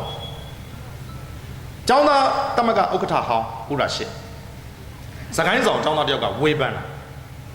မကျင်တတ်တာကဘိုးကျောင်းအောင်ဆန်းအရက်ကလေးက9ပေ3လက်မ ထထိုးဖို့လုပ်တာဗိုလ်ချုပ်အောင်ဆန်းတမကဥက္ကဋ္ဌအောင်ဥရရှိကိုဝေဖန်လို့ထိုးမယ်ကြိတ်မယ်လုပ်တယ်ဗိုလ်ချုပ်အောင်ဆန်းအမေလူကသေးသေးလေးနော်ထိုးမာတယ်ကြိတ်မာတယ်ဟောသူ့ထက်အသက်တနည်းကြီးတဲ့အိုးဝေဦးညိုများကအဲ့ဒီတမကကိုအယုံကြည်မရှိအဆိုတင်သွင်းတော့ဒေါသပုံထတာဗိုလ်ချုပ်အောင်ဆန်းဒါပေမဲ့တပတ်အတွင်းမှာအကျိုးနဲ့အကြောင်းနဲ့ပြန်ဖြည့်ရှင်းပြီးတော့ဦးညိုများကိုပြန်ပြီးဆွေးနွေးတယ်ကြည်လေတဲ့စကားကိုပြောတယ်စိတ်တူတတ်တယ်စိတ်ဆိုးတတ်တယ်ဒေါသထွက်တတ်တယ်ထိုးမယ်ကြိတ်မယ်တော့လုပ်ဖူးတယ်ဘိုးကျောင်းအောင်ဆိုင်ရဲ့လူပြီးသားတဲ့အချက်ကလေးတွေဒါဖြစ်ရင်ရည်တတ်မောတတ်ပျော်တတ်ရွှင်တတ်တယ်လို့ဘိုးကျောင်းဟာငိုရောငိုတတ်သလားမျက်ရည်ရောချတတ်သလားဒီလိုနဲ့1946လောက်ရောက်လာတယ်တဲ့အဲ့ဒီအချိန်မြန်မာနိုင်ငံကိုအုပ်ချုပ်နေတဲ့သူကအိန္ဒိယပြည်ခံချုပ်ဒေါ်မန်စမစ်ကစိုက်ပျိုးရေးပါရကိုအိန္ဒိယပြည်ခံချုပ်နေနဲ့မြန်မာနိုင်ငံကိုတွဲပြီးတော့အုပ်ချုပ်တယ်ကျွန်တော်တို့ကသူ့ကျွန်ဘဝလို့ပြောတယ်တကယ်တော့ကျွန်တော်တို့ကကျွန်ရဲ့အောက်ကိုတစ်ဆင့်လောက်နေသေးတယ်နော်ဘာလို့လဲဆိုတော့အင်္ဂလိပ်ကအိန္ဒိယကိုအုပ်ချုပ်တယ်အိန္ဒိယနေမှာဗမာဆိုတော့ကျွန်ရဲ့အောက်ကတပေါက်လောက်ပဲရှိတာတယောက်ကအုပ်ချုပ်တဲ့သူတယောက်ကအဲ့ဒီအုပ်ချုပ်တဲ့သူကိုတော်လန်မဲ့ခေါင်းဆောင်အံ့ဩစရာကောင်းတယ်ဒေါ်မန်စမစ်ကအုပ်ချုပ်တဲ့သူဘယင်ကဘုဒ္ဓအောင်ဆန်းတော်လန်မဲ့ခေါင်းဆောင်ဒါပေမဲ့ဒီနှစ်ယောက်ရဲ့ဆက်သွယ်မှုအံ့ဩစရာကောင်းအပြန်အလှန်ချစ်ခင်လေးစားမှုအံ့ဩစရာကောင်းစကားလေးတခွန်ကျွန်တော်သတိရတယ်ရိုးသေးတယ်ဆိုတာဟန်ဆောင်လို့ရတယ်တဲ့ရိုးသေးတယ်ဆိုတာဟန်ဆောင်လို့ရတယ်တဲ့စိတ်မပါပဲလုပ်လို့ရတယ်ဟုတ်ကဲ့လူချင်းမင်းကြွပါခင်ဗျာအသက်ကပြုံးပြုံးလေးကြွပါခင်ဗျာစိတ်ထဲကမตาကြီးကြွသုံးဆောင်ပါခင်ဗျာအသက်ကနော်ပြုံးပြုံးလေးသုံးဆောင်ပါခင်ဗျာစိတ်ထဲကမြို့ဆုပ်မတထားရေးစားလေးမြို့လိုက်ဆိုးလိုက်ရိုးသေးတာဟန်ဆောင်လို့ရတယ်တဲ့လေးစားတာဟန်ဆောင်လို့မရဘူးတဲ့လေးစားတာစိတ်ထဲကမပါဘဲနဲ့လေးစားလို့မရဘူးဒေါ်မန်စမစ်နဲ့ဗိုလ်ချုပ်အောင်ဆိုင်ရဲ့အနေထားကအပြန်အလှန်လေးစားကြတာတယောက်ကလည်းသိတယ်ဘီယံကန်ချုပ်တယောက်ကတိုင်းပြည်ရဲ့ခေါင်းဆောင်တကယ်တော့သူတို့နှစ်ယောက်ကထိတ်တိုက်တွေ့မဲ့လူတွေဒါပေမဲ့သူတို့ရဲ့ဆက်သွယ်မှုအံ့ဩစရာကောင်းတယ်ဗိုလ်ချုပ်အောင်ဆန်းဖုန်းဆက်ဟယ်လိုဒေါ်မန်စမစ်ဟယ်လိုကောင်ဆန်းလားသူတို့ချင်းတော့အင်္ဂလိပ်လိုပြောမှာပေါ့ဗျာခင်ဗျားစီကျွန်တော်လာလို့ရမလားရတယ်ကောင်ဆန်းလာပါဘာကိစ္စလဲအေးတွေ့တော့ပြောမယ်ဗျာဘုရားဆန်ရောက်သွားတယ်1946လောက်ကြာဆုံးတော့မယ်30နဲ့အသက်30လောက်ရှိပြီပေါ့30ကျော်ပြီပေါ့ရောက်ချင်းပြောတဲ့စကားမျက်နှာကြီးကညိုနေတယ်တဲ့မျက်လုံးတွေကညို့နေတယ်ပြိုတော့မဲ့မိုးလို့ဖြစ်နေတယ်တဲ့ဘုရားဆန်ဝင်လာပြီးတော့ဒေါ်မန်စမစ်ကိုတွေ့ချင်းပြောတဲ့စကားကျုပ်ဘဝတိတ်ကိုအထီးချန်ဆန်တော့နေဗျာကျုပ်ဘဝအထီးကျန်ဆန်လုံးနေဗျာလို့ပြောနေတဲ့သူကိုအံ့ဩပနံကြည့်နေတာကဒေါ်မန်စမစ်ဘာတွေပြောနေတာလဲအောင်ဆန်းကောစားခင်ဗျဘာတွေပြောနေတာလဲတတိုင်းပြည်လုံးရဲ့အသေးကျော်နှလုံးကျော်တတိုင်းပြည်လုံးရဲ့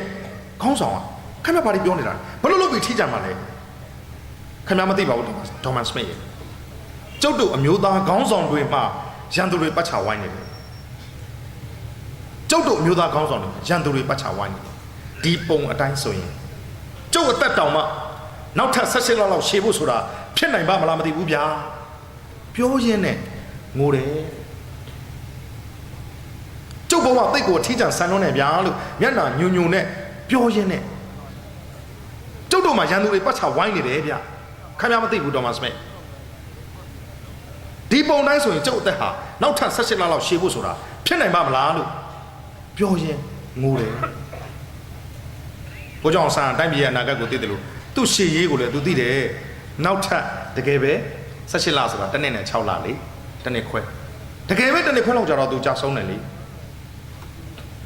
ငိုရှာတယ်အဲ့ဒီမှတ်တမ်းကိုရေးတဲ့သူကနော်ဘိုးကျောင်းဆန်းငိုတဲ့ကိစ္စပြဿနာတော့နည်းနည်းရှိတယ်အဲ့ဒီမှတ်တမ်းကိုရေးတဲ့သူကဒေါ်မန်စမစ်ကမှတ်တမ်းရေးတယ်ဘိုးချုပ်ငိုတယ်အဲ့ဒီဒေါ်မန်စမစ်ရဲ့မှတ်တမ်းကိုကြည့်ပြီးတော့စာပြန်ရေးတဲ့သူကအင်္ဂလိပ်ရေးပိုင် Morris Collett Last and Fast and Burma ဆိုတဲ့စာအုပ်ကိုရေးတယ် Morris Collett Morris Collett ကဘာကိုကြည့်ပြီးရေးတာလဲဆိုတော့ဒေါ်မန်စမစ်ရဲ့မှတ်တမ်းကိုကြည့်ပြီးရေးတာအဲ့ဒီမှတ်တမ်းတဲ့နေရာမှာဘာပါလဲဆိုတော့ and saying this he wept and saying this ပြောနေရင်းနဲ့ကျုပ်တို့မျိုးသားကောင်းဆောင်တွေမှာရန်သူတွေပတ်ချဝိုင်းနေတယ်ဗျာဒီပုံတိုင်းဆိုရင်ကျုပ်တဲ့ဟာနောက်တော့16လောက်ရှေ့ပါတော့မလား ပြောနေရင်းနဲ့ and saying this he wept WEP weep ဆိုတာငိုကြွေးတာ WEPT wept ငိုတယ်တဲ့အဲ့ဒီ lesson first and Burma ကိုဘာသာပြန်တဲ့သူကဆရာကျော်အောင်စာရေးဆရာကြီးဦးကျော်အောင်မြင်းဝကျောင်းပေါ်ဒေတာတစ်ခုမှာအဲ့ဒီအကြောင်းကိုဟောပြောနေတယ်ဆရာကြီးဦးကျော်အောင်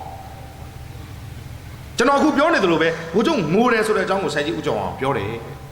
အဲ့ဒါကိုနားနဲ့ဆက်ဆက်နားထောင်ခဲ့ရတဲ့စာရေးဆရာဖြစ်လာမဲ့လူငယ်လေးတယောက်ရှိနေတယ်အဲ့ဒီလူငယ်လေးကအခုတော့ပြန်စာရေးဆရာကြီးဖြစ်လာတာပေါ့မောင်ရင်မှာကျောင်းကုန်းဆိုတဲ့နာမည်နဲ့စာရေးဆရာကြီးတယောက်ဖြစ်လာအဲ့ဒီဦးကျော်အောင်ကဘိုးကျုံငိုတယ်ဆိုတာကိုအခုကျွန်တော်ပြောနေသလိုအဲ့ဒီဟောပြောပွဲမှာပြောခဲ့ပေမဲ့ဘာသာပြန်ရေးတဲ့အခါကျတော့ဘိုးကျုံငိုတယ်ဆိုတဲ့စာကြောင်းမပါလာခဲ့ဘူးတဲ့နားနဲ့ဆက်ဆက်နားထောင်ခဲ့ရတဲ့ခုနကလူငယ်လေးတယောက်အခုမောင်ရင်မှာကျောင်းကုန်းဖြစ်လာတဲ့သူကပြောတော့ကပါတယ်အခုဘာဖြစ်လို့မပါလာလဲဆိုပြီးမော်ရီကောလိရဲ့မူရင်းစာအုပ်နဲ့တိုက်ကြည့်တယ်တိုက်ကြည့်တော့မူရင်းစာအုပ်မှာတွေ့တယ်ဒေါ်မန်စမစ်ရဲ့မှတ်တမ်းကိုကြည့်ပြီးမှရေးတဲ့ and saying this he wept ပါတယ်တေချာပေါက်ပါတယ်ဘိုလ်ချုပ်ငိုခဲ့တာတေချာပါတယ်ဦးကျော်အောင်ကဘလို့မှဘိုလ်ချုပ်မျက်ရည်ကျတာကိုမလိုချင်လို့မခံစားနိုင်လို့သာဒီစာကြောင်းကိုဖြုတ်ချခဲ့တာခြံထိုက်ခဲ့တာဖြစ်ကောင်းဖြစ်နိုင်ပါလိမ့်မယ်ဆိုပြီးဆရာမောင်ရင်မှာအကြောင်းကသူကြခဲ့တဲ့မျက်ရည်တစ်ပေါက်ဆိုတဲ့နာမည်နဲ့အဲ့ဒါကို essay လေးတစ်ပုဒ်ပြန်ရေးပါအဲ့တော့ကျွန်တော်ဒီကနေ့ဒီအကြောင်းအရာလေးတွေကိုစမိဆိုင်ရစုဆက်ပြီးတော့ဘာကြောင့်ပြောသလဲဘိုလ်ချုပ်ကိုချစ်လုံးလို့ပဲပြုံးတဲ့နိုင်များကိုအရက်တော့တော့ပဲပြုံးတဲ့နိုင်များနဲ့ပဲမြည်ပါတယ်ဆိုတဲ့လူငယ်လေးတွေဘိုလ်ချုပ်အောင်ဆိုင်ရလူဆန်တဲ့အကျင့်စရိုက်သိဖို့ကောင်းတယ်သူ့ရဲ့ဆွလုံးမှုသူ့ရဲ့အနစ်နာခံမှုရိုးရှင်းရှင်းဘဝကိုဖြတ်သန်းမှုသိဖို့ကောင်းတယ်စောတော့ကအရေးကြီးတဲ့စကားလေးကိုပြန်ဆက်ကျုပ်ဘဝတိတ်ကိုထိကြံဆန်လုံးနေဗျာဘာတွေလာပြောနေတာလဲကောင်းဆန်းဒရိုင်းပြည်လုံးရဲ့အသေးကြော်ကြီးနှလုံးကြော်ကြီးကခက်မှဘာတွေလာပြောနေတာလဲအဲ့ဒီချိန်မှာဘိုလ်ချုပ်ရဲ့တုံ့ပြန်မှုဒီမဲဒေါ်မတ်စမစ်တနိုင်ငံလုံးကကျုပ်ကိုအဲ့ဒါလို့ချစ်ကြပါစေတော့ခင်ကြပါစေတော့ဆိုတဲ့စိတ်မျိုးနဲ့ဒီလုပ်တွေကိုကျုပ်လုပ်ခဲ့တာမဟုတ်ဘူးဗျာသူတို့ဘာလဲအောင်မှာမနေနိုင်တဲ့စိတ်နဲ့တိုင်းပြည်ကိုလွတ်လပ်စေချင်တဲ့စိတ်နဲ့ကျုပ်လုပ်ခဲ့တာကျွန်တော်ဒီနေ့စကူကိုရောက်လာတာဒီစကားပြောချင်လို့ပါဒီမဲဒေါ်မတ်စမစ်အဲ့ဒါလို့ချစ်ကြပါစေတော့ခင်ကြပါစေတော့ဆိုတဲ့စိတ်မျိုးနဲ့ကျုပ်လုပ်ခဲ့တာမဟုတ်ဘူးတဲ့ကျေးဇူးတင်ခံရင်တော့လုပ်ခဲ့တာမဟုတ်ဘူးကျုပ်ကိုယ်တိုင်ကလွတ်မြောက်ခြင်းလို့ကျုပ်နိုင်ငံကိုသူတို့ဘာရဲ့လက်အောက်မှာမထားခြင်းလို့ရိုးရိုးရှင်းရှင်းလုပ်ခဲ့တာဖေးကြဆုံးတဲ့အချိန်မှာသမီးက2 နှစ်နဲ့တလားသမီးဖေးသွေးစစ်စစ်ဖြစ်တဲ့ဒီကနေ့တိုင်းပြည်ရဲ့အတိုင်ပင်ခံခေါင်းဆောင်ကြီးဖြစ်နေတဲ့သူကလည်းဒီစကားတွေပြောနေပါရောလား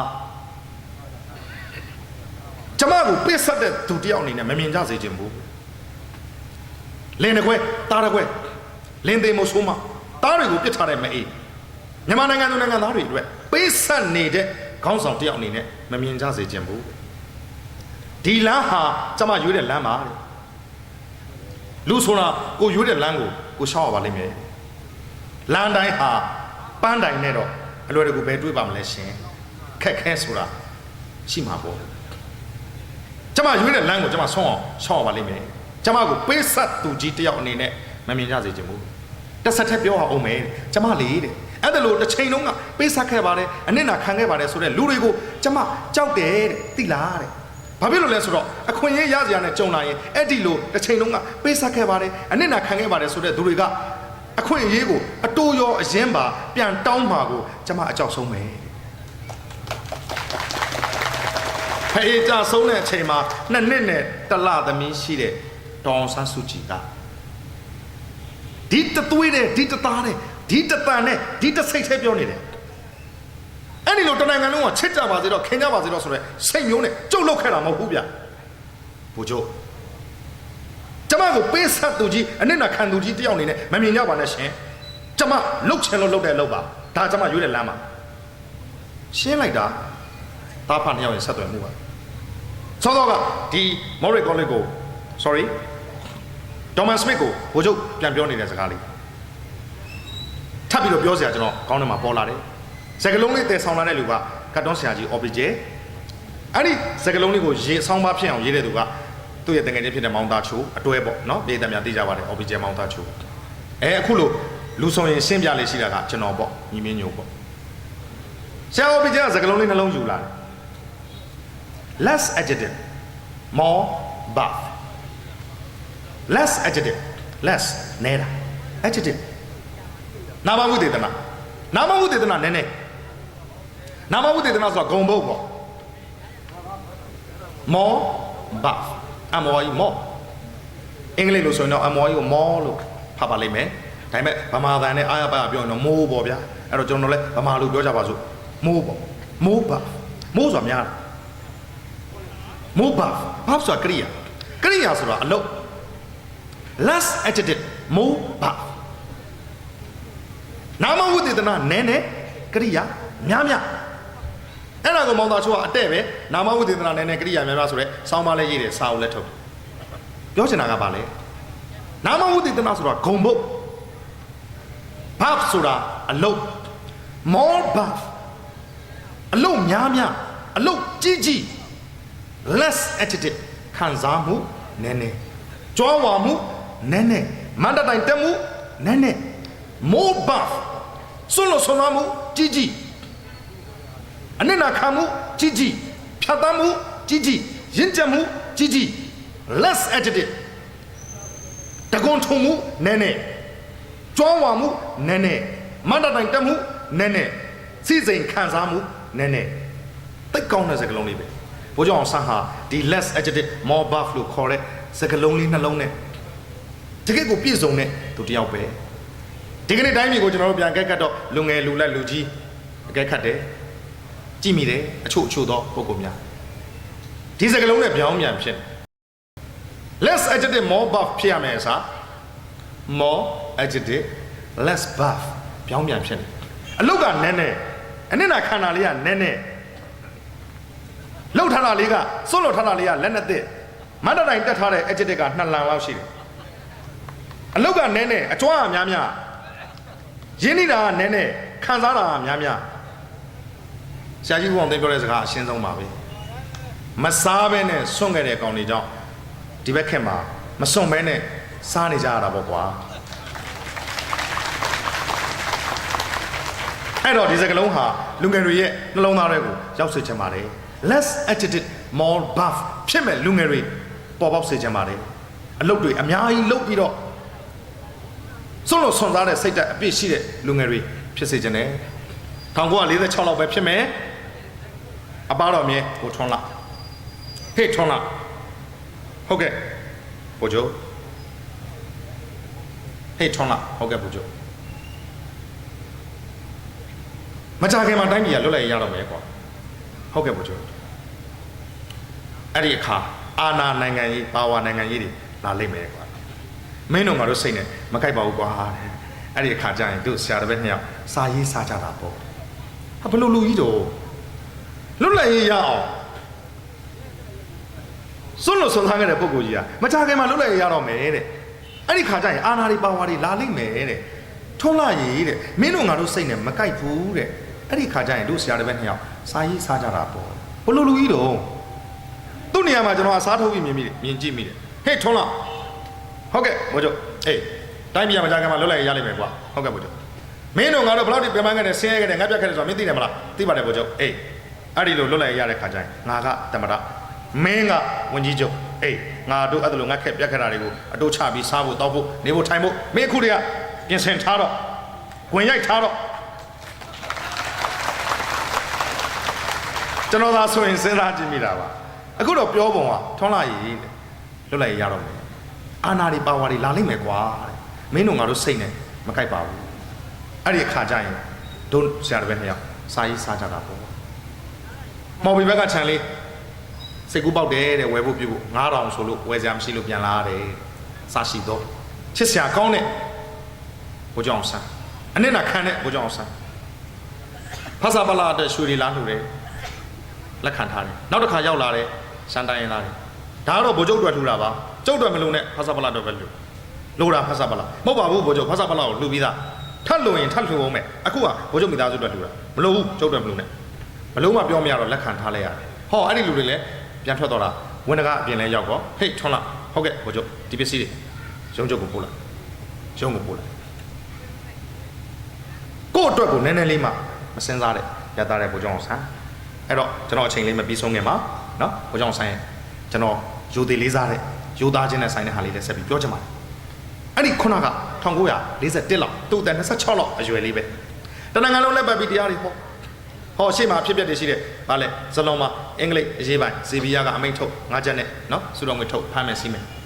အခုကျွန်တော်ပြောမယ့်ဟာလေးကလည်းအဲ့ဒီဇလုံးကနေပြေးရတဲ့ဟာလေးပဲတနေ့ကုန်မစားမတော့ဘဲနဲ့ပြေးထွားလာအတူပါလာတဲ့သူကသခင်တင်အောင်ပြေးလွှိုင်းနဲ့ပြောတဲ့စကားဟဲ့ဒီမဲ့တင်အောင်နဲ့ဒီစကားလည်းလူငယ်တွေကိုပြောကြတော့ပါကျွန်တော်ပါဇက်ကပြောရင်မလေးနဲ့ဘူးဘိုးချုပ်ကပြောမှလေးနဲ့မှမဟုတ်ဘူးဟဲ့ဒီမဲ့တင်အောင်နဲ့ဗျာဘိုးချုပ်မင်းအခုလုံငါပြေးလွှားနေတဲ့ချုပ်ပြီးတော့ထောင်ကိုကြောက်တဲ့ကောင်လို့တော့မင်းမထင်နဲ့တော့လေထောင်ကိုကြောက်တဲ့ကောင်လို့တော့မင်းမထင်နဲ့တော့တိုင်းပြည်အတွက်လှုပ်ရှားလေးအများကြီးရှိနေတဲ့ချိန်မှာထောင်ထဲမှာငါအလကားသွားမနေနိုင်ဘူးကွာဒါကြောင့်ပြေးတာတင်အောင်ကိုပြောတဲ့စကားမင်းငါဒီလိုပြေးနေလို့ထောင်ကြောက်တဲ့ကောင်လို့မင်းမထင်နဲ့အရေးကြီးတဲ့လုပ်တွေလှုပ်ရှားရှိဒီကနေ့လူငယ်လေးတချို့ပါနော်ကျွန်တော်ဝလုံးရှင်နေမရမ်းပါဘူးလူငယ်လေးတချို့ထောင်ထဲကိုအရင်ဝင်ကျင်နေကြတယ်ထောင်ထွက်ဆိုတဲ့ဘွဲကိုလိုချင်နေကြတယ်ဘာဖြစ်လို့လဲကို့ဉာဏ်ပညာကိုယ့်ရဲ့ချစ်ချင်းတရားနဲ့ကိုယ့်ရဲ့အမျှော်မြင်နဲ့ကိုယ့်ရဲ့ပိတ်ဆက်ခြင်းနဲ့တိုင်းပြည်အတွက်နိုင်ငံအတွက်အလုပ်တွေလုပ်လို့ရပါတယ်ထောင်ထဲကပြန်ထွက်လာမှထောင်ထွက်ဆိုတဲ့ဂုံပုတ်နဲ့မှအလုပ်လုပ်လို့ရတာမဟုတ်ပါဘူးလူငယ်လေးတချို့နော်သဘောတရားလွဲမှားစွာနဲ့ထောင်ထဲကိုမရောက်အောင်နီးမျိုးစုံနဲ့စူးစမ်းပြီးတော့လက်မလေး1000တောင်လုပ်ချင်တဲ့လူငယ်တချို့တွေ့နေရပါတယ်မလုပ်ကောင်းပါဘူးတိုင်းပြည်အတွက်နိုင်ငံအတွက်တကယ်စေတနာအစစ်မှန်နဲ့ဆောင်ရွက်လို့ရပါတယ်ဒါဘိုးကျောင်းဆန်းပြောခဲ့တဲ့စကားပါနော်ဘိုးကျောင်းကထောင်ချခဲ့ဘူးတဲ့ကျွန်တော်တို့ဖတ်ရသမျှတော့ဘိုးကျောင်းဆန်းထောင်ချခဲ့ဘူးနော်ဒီမှာပြောတဲ့စကားကလည်းထောင်ကြောက်လို့တော့မဟုတ်ဘူးတော့တင်အောင်တိုင်းပြည်အတွက်ရည်ကြီးတဲ့လုပ်တွေအများကြီးလုပ်အောင်ဟုတ်ပြီပြေးလွှားပေါ့အောင်ဟင်္ဒရာဘက်ကလာတဲ့တဲမောက်စီကညနေ4:45မှာဇလွန်စိတ်ကောင်းတဲမောက်ကတ်အဲ့တော့ဇလွန်တို့ဘမှာအစီယုံကနေပြီးတော့အဖွဲချုပ်အတွက်ငွေ30လှူလိုက်တယ်ဘိုးချုပ်ကအဲ့ငွေ30အိတ်ထည့်လိုက်မှာပေါ့ဗျာအိတ်ပိုင်းအိတ်ပေါ့ဘောင်းမီပိုင်းလဲဘောင်းမီပေါ့တခုလည်းထည့်မှာပေါ့ထည့်လိုက်တယ်ပေါ့30အဲ့ခက်က30ကအင်မတန်တမှုကြီးတယ်ဘာဖြစ်လို့လဲတပြားနှစ်ပြားတပည့်နှစ်ပည့်သုံးတဲ့ခက်ကိုဘောဘူးတဲမောက်ကြီးဆိုင်ပုံစုခွေချုံနဲ့တဲမောက်တက်အဲ့ရလိုက်နှစ်ခုတက်တာနှလုံးအဲ့ရလိုက်ဖြန့်ခဲဘာလုပ်လဲဘိုးကျောင်းဆန်းအဲ့တဲမော်ကြီးထွက်သွားအဲ့နေတဲ့ဘိုးချုပ်ကိုကြည့်ပြီးစိတ်မကောင်းတာကအတူပါလာတဲ့တင်အောင်ဆရာလိုလည်းချစ်တယ်အကိုလိုလည်းချစ်တယ်ကောင်းဆောင်လိုလည်းချစ်တယ်ဘာမှမစားရသေးဘူးတကယ်တော့သူလည်းဘာမှမစားရသေးဘူးအဲ့ကလေးဆန်းကြည့်တော့ငွေတမှုတဲ့တမှုအဲ့တမှုနဲ့တဲမော်ပေါ်မှာလာရောက်တဲ့ဟာတွေဝင်လိုက်တော့ဖိချန်ကပြောသည်10လုံးပါတယ်တဖီးရတယ်အဲ့ဒါတပည့်တဲ့ကနေစိုးသည်နှစ်တွဲဝယ်တော့တတွဲကိုတပြားနဲ့နှစ်ပြားအဲ့တော့ပစံနှစ်ပြားပဲကြာနှစ်ပြားအိတ်တက်ခုခေတ်ကလေးတွေတော့အဲ့တပြားနှစ်ပြားတပည့်နှစ်ပည့်တွေသိမှာမဟုတ်တော့ဘူးနော်တကြက်တောင်မရှိတဲ့ငွေကြေးပေါ့ဗျာနော်နှစ်ပြားပဲကြာဟုတ်ပြီငါပြောသေးတာ10လုံးကနေစိုးသည်နှစ်တွဲဘိုးချုပ်ထားဘာလဲကွာတဲ့ဘိုးချုပ်စားကြရပြီဗျဘိုးချုပ်ဘာမှမစားရသေးဘူးလေတကယ်တော့သူလည်းမစားရသေးဘူးဟေးငါပြောသေးရပြီဘိုးချုပ်ငါပြောသေးတာ10လုံးပါဘယ်တော့တော့စားနေရှာလဲမသိဘူးဘိုးချုပ်10လုံးစားတယ်မတရားဘူးနော်ဆရာတော်ဘက်2ယောက်တည်းတကယ်ဆို9လုံးစီစားပါလားနော်9လုံးမှာအလုံးကြီးတာလေးက3လုံးလုံးသေးတာလေးက2လုံးမင်းကလည်း3လုံးငါလည်း2လုံးမှတ်တာကြမ်းဖန်ပြီးဝေဖန်မယ်ဆိုရင်ပြောတာပါဘိုးကျောင်းအောင်ဆိုင်အဲ့ဒီလိုအသေးဖွားလေးတွေကိုတော့ view site လေးမရှိဘူးနော်ကျွန်တော်စာတွေဖတ်ရသမျှအဲ့ဆိုင်နဲ့ရှောင်းလာတယ်သူ့လောက်ပေါ်ကမဲ့တငယ်ချင်းတွေခုနချိမယ်စာထဲမှာပါတဲ့အတိုင်းသိမ့်ဖေမြင့်တို့နော်ဦးကျော်ငိမ့်တို့တကုံတာရနော်ဦးထေးမြိုင်လို့ခေါ်တဲ့တကုံတာရသူတို့ကိုကြီးနုလို့ခေါ်တဲ့ဦးနုရှိမယ်သူတို့အဝင်းဝိုင်းလေးဟေးကောင်ဆန်းစကနေမော်ကြီးပြောစရာအထွေထူးမရှိဘူးပြောစရာအထွေထူးမရှိတဲ့အတွက်ခြာကြံပြီးပြောနေတယ်သူမဟုတ်ဘူးနော်ဟေးကောင်ဆန်းကြည့်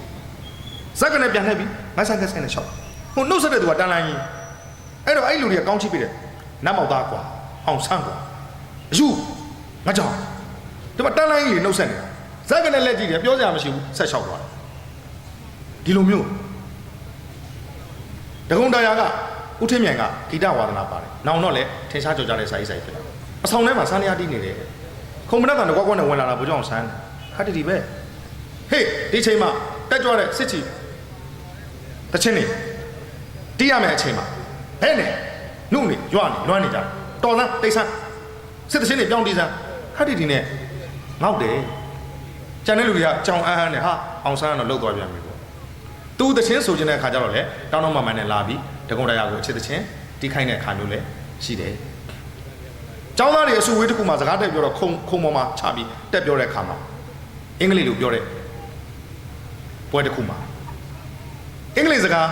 းမပီမသားနဲ့ပြောတဲ့အတွက်အောက်ကဝိုင်းអော်ကြတယ်ဟေးနမောသားအောင်ဆိုင်ဆင်းကွာဘာဒီပြောနေလဲကွာငပိတန်နဲ့မင်းဆင်းကွာဝိုင်းអော်တယ်တစ်ချက်ကလေးမှမတုံထုတ်တာကဘုကြောင့်အောင်ဆိုင်အချိန်ပြည့်အောင်ပြောတယ်ဆင်းလာတော့အောက်မှာသူတို့ကိုကြီးနုလို့ခေါ်တဲ့ဦးနုအောင်ဆိုင်ရဲ့မင်းကွယ်ဒီလောက်မင်းကိုဝိုင်းပြီးလှောင်ပြောင်းနေတာမင်းမို့လို့ပြီးအောင်ဟာကိုကြီးနုဘယ်ကျုပ်ဆင်းလိုက်လို့ဘယ်ဖြစ်မှာတော့ဗျာကျုပ်ဒီတစ်ခါဆင်းလိုက်လို့ရှင်နောက်ပြောရေးဆိုခွင့်ကျုံးလိုက်ဒီကောင်တွေကျုပ်ကိုအဲ့လိုပဲမောင်းချတာမှာကျုပ်ပြောဖို့ခွင့်ရမှာမဟုတ်တော့ဘူးတဲ့ဒါကြောင့်ခွင့်ရတော့ဟုတ်တာမဟုတ်တာပါထားကျုပ်ပြောစားရှိတာတော့ပြောအောင်ပါပဲအချိန်ပြည့်အောင်ပြောတယ်ဒါပေမဲ့သူ့အင်္ဂလိပ်စာအားနည်းချက်ကိုသိသွားတယ်ဘုကြောင့်ဆန်သူ့ခန်းထဲမှာပဲမှန်ထောင်ပြီးတော့အင်္ဂလိပ်စကားပြောလေ့ကျင့်တယ်မိန်ခွန်းတွေကိုအလွတ်ချက်တယ်အဲ့အချိန်အကြောင်းကြီး Mr. Slot ဆိုတာရှိမယ် Mr. Slot ရဲ့ခွေးကိုကြောင်းတဲ့သူက William ဆိုတဲ့ပုဂ္ဂိုလ်တယောက်အင်္ဂလိပ်ကြီးတယောက်ရှိလိမ့်မယ်မနေ့ခင်းတိုင်းခွေးကြောင်းထွက်တယ်အဲ့ဒီခွေးကြောင်းနဲ့ William နဲ့လိုက်ပြီးတော့အင်္ဂလိပ်စကားပြောလေ့ကျင့်တယ်ငါယူရမယ်လွတ်လိုက်ရအင်္ဂလိပ်ရှိကလူကယူရမှာအဲ့တော့အင်္ဂလိပ်စကားကိုပါမနေနိုင်ကျွန်တော်နဲ့ပြောတတ်ဖို့လိုတယ်ငါစိတ်ဆိုးလို့ဒေါသဖြစ်လို့ဆဲရင်တော့မှဘာမှလို့ဆဲရင်သူတို့မနာဘူးအင်္ဂလိပ်လိုဆဲမှနာမယ်ဒါကြောင့်အင်္ဂလိပ်စကားကိုတက်ရမယ်ဆိုပြီးတော့စူးစမ်းခဲ့တယ်ပြောကျင်တာဒီဘိုးကျောင်းဆန်းဒီလှုပ်ရှားရှိတာကိုဒီဇိုင်းမှတ်လုပ်တဲ့သူတယောက်ဒါကြောင့်တကုံတရားကရေးတယ်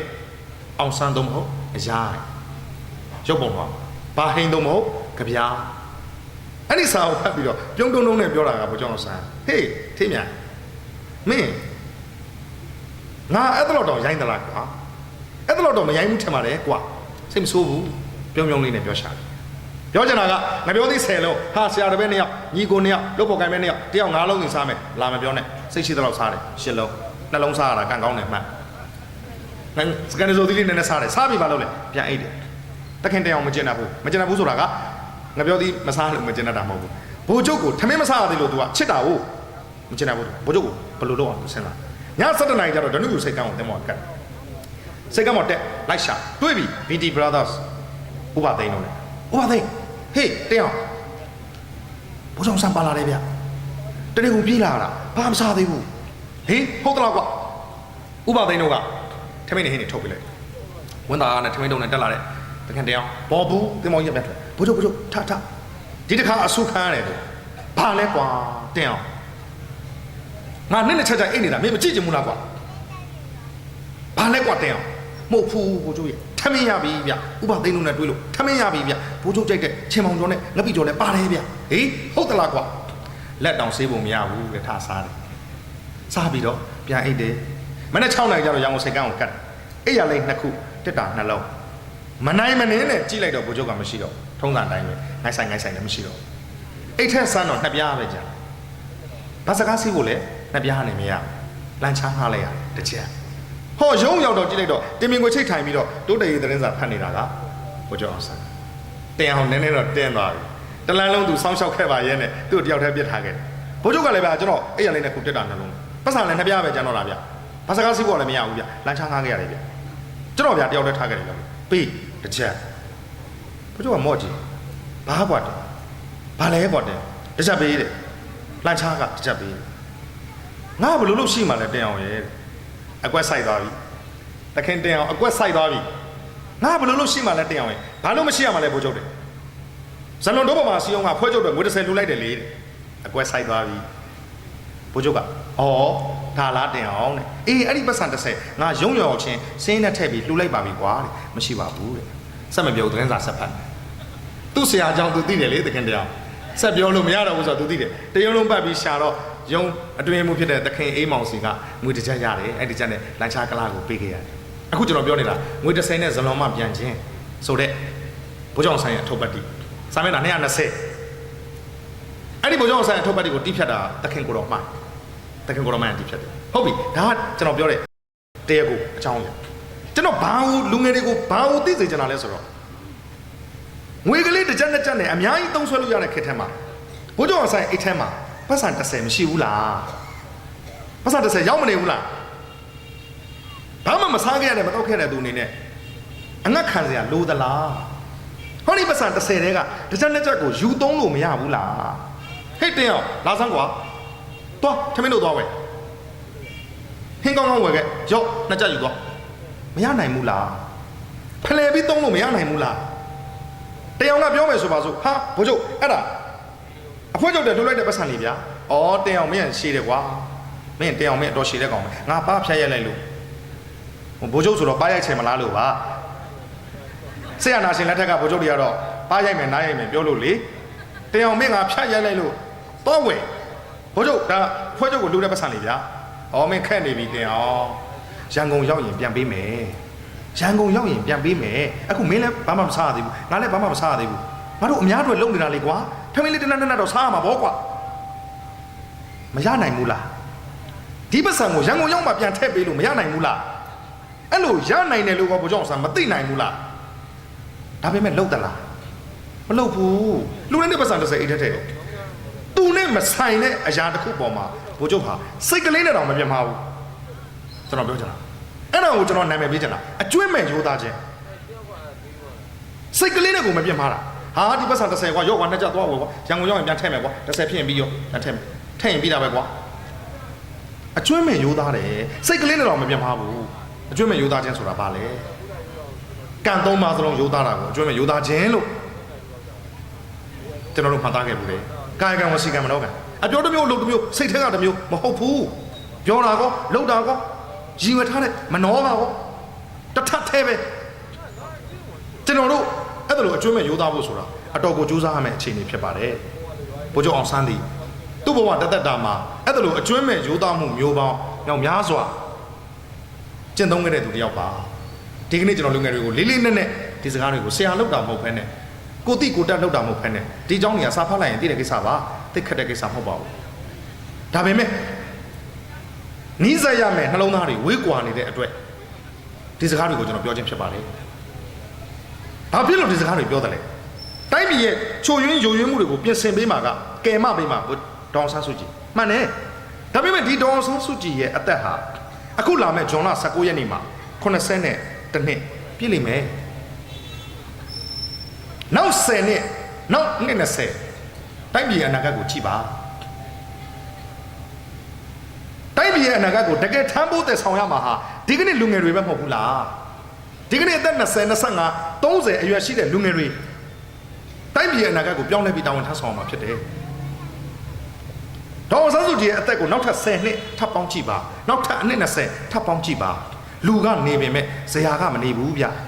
အသက်ကနေပေမဲ့တင်ခါရကမနေဘူးဗျကျွန်တော်အသက်ကလေး40ကျော်နဲ့တော့ခီးလေးတွေဇက်တိုက်သွားလိုက်တဲ့အခါမှာပင်မနှောနေမှုဆိုတာခံစားရတယ်ဗျမကြည်မလင်ဖြစ်မှုဆိုတာကြုံနေဗျအသွေးနဲ့အသားနဲ့ခန္ဓာကိုယ်ဗျဒီသင်္ခါရနဲ့ဒီဇရာကိုကျွန်တော်တို့ဘယ်လိုကြော်လွှားရမလဲတိုင်းပြည်ရဲ့အနာဂတ်ကိုတကယ်ထမ်းဖို့တဲ့ဆောင်ရမှာဟာဒီကနေ့လူငယ်တွေဆိုတာကိုပြက်ပြက်ထင်ထင်ယုံယုံကြည်ကြည်ရှိစေချင်တာဖြစ်ပါတယ်ကျွန်တော်သတ်မှတ်ထားတဲ့အချိန်ပြည့်ပါပြီကျွန်တော်နေကုန်းချုပ်ချင်ပါတယ်တိုင်းပြည်ရဲ့အနာဂတ်ကိုတည်ဆောင်ပေးဖို့အဲ့ဒီလူငယ်တွေရဲ့လက်ထဲကိုအပ်ခဲ့ရမှာဖြစ်ပါတယ်မူးယူနေတဲ့လူငယ်တွေလက်ထဲကိုတိုင်းပြည်ထည့်ခဲ့မယ်ဆိုရင်တိုင်းပြည်ကြီးကဒရင်ဒရင်ဖြစ်နေမှာပေါ့မွေးစေးသုံးဆွဲနေတဲ့လူငယ်တွေလက်ထဲကိုတိုင်းပြည်အပ်ခဲ့မယ်ဆိုရင်လည်းတိုင်းပြည်ကစစ်ထုတ်ပိုက်တန်းလန်းနဲ့ပျက်စီးယွယွင်းနေမှာပေါ့အပျော်ပါးတွေနဲ့အချိန်ကုန်နေတဲ့လူငယ်တွေလက်ထဲကိုတိုင်းပြည်ကြီးထားခဲ့ရမယ်ဆိုရင်လည်း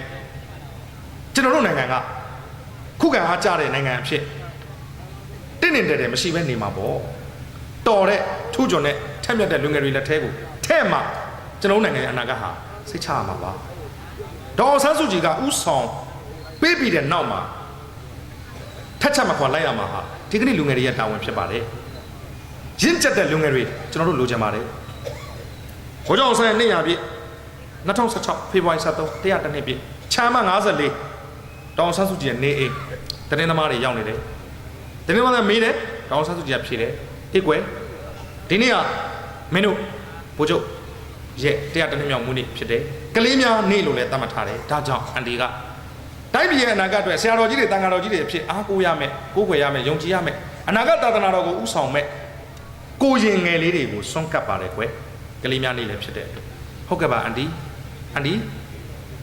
ီအလုတ်ရှုံဖန်တော်သိပါတယ်တခွန်းတော့ဖြေပေးပါဦးအေးကွယ်အန်ဒီလေးအန်ဒီနိုင်ငံကကလေးတွေကိုအန်ဒီနိုင်ငံကလူငယ်တွေကို ဖေလို့တိတ်ဖြစ်စေချင်တာပဲကွယ်အန်တီနိုင်ငံကလူငယ်တွေကိုကလေးတွေကိုဖေလို့တိတ်ဖြစ်စေချင်တာပဲဆိုတဲ့ဒေါအောင်ဆန်းစုကြည်ရဲ့စန္ဒဘိုးတို့ကိုချစ်လွန်းလို့အရက်တောက်တာတော့မှပဲပြုံးတဲ့နံပြားနဲ့ပဲမြည်တာပါဆိုတဲ့ကျွန်တော်ချစ်ခင်အားကိုးရမယ်လူငယ်လေးတွေရဲ့အတွေ့အကြုံဂျားထဲမှာကျွန်တော်ဆက်နွယ်ပြီးပြောခဲ့တဲ့ဘိုးကျောင်းဆန်းရဲ့ချစ်ခင်အတူယူစရာကောင်းတဲ့အလေးအမြတ်ပြုစရာကောင်းတဲ့အကျင့်စရိုက်များဒါတွေကိုပေါင်းပြီးတော့အလိုရှိတဲ့လူငယ်ဆိုတဲ့ခေါင်းစဉ်နဲ့ဒီကနေ့စကုမှာကျွန်တော်ပြောပါတယ်ပညာကိုတန်ဖိုးထားတတ်တဲ့လူငယ်တွေကိုကျွန်တော်တို့အလိုရှိပါတယ်ပညာကိုကြက်ရက်တယ်လို့ရှာရကောင်းမှသိတဲ့လူငယ်တွေကိုကျွန်တော်တို့အလိုရှိပါတယ်ဒုတိယဥက္ကဋ္ဌဖြစ်တဲ့ဆရာဦးဝင်းဖေကပြောသွားပါတယ်အဲ့ဒီလိုကြာဆင်းနေတဲ့ခေတ်မှာငွေကိုပဲဥတည်နေတဲ့လူဒန်းစားတရက်เนาะကျွန်တော်စကင်ကပြောသွားတဲ့စကားအတူတူပါပဲပညာကိုကြက်ရက်တယ်လို့ရှာဖွေတတ်တဲ့လူငယ်တွေကျွန်တော်တို့လိုချင်ပါတယ်စာပေအမှုပညာနှလုံးသားရင့်ကျက်မှုကိုမနေမနာရှာဖွေစီးပူတတ်တဲ့လူငယ်တွေကိုကျွန်တော်တို့လိုချင်ပါတယ်ငွေကိုပဲကြက်ရက်တယ်လို့ရှာပြီးငွေမြင်လင်လုံးမယ်ဆိုတဲ့ခင်မျိုးကိုတန်းတနေတဲ့လူငယ်မျိုးကျွန်တော်တို့မလိုချင်ဘူးလွန်ခဲ့တဲ့နှစ်ပေါင်း150ကဆရာကြီးဥပုံညာရေးခဲ့တဲ့စကားပါဒီနေ့ရေးတဲ့ပြဿနာထက်မှာပါပါတယ်ကိုရန်10တန်းကျောင်းသားတွေဆိုရင်သိပါတယ်ငွေမြင်လင်လုံးမယ်ဆိုတဲ့ခေတ်ကြီးတစ်ခေတ်ဂျွန်နာစကင်ပြောတဲ့ငွေမြင်လင်လုံးမဲ့ခေတ်ကျွန်တော်တို့ရင်ဆိုင်နေရတဲ့ငွေမြင်လင်လုံးမဲ့ခေတ်ပညာကိုတန်ဖိုးထားတဲ့လူငယ်တွေရင့်ကျက်မှုကိုတန်ဖိုးထားတဲ့လူငယ်တွေကျွန်တော်တို့လိုချင်ပါတယ်အဲ့တော့ကျွန်တော်ဒီကနေ့ပြောနေတဲ့အလိုရှိတဲ့လူငယ်ဆိုတာဒီ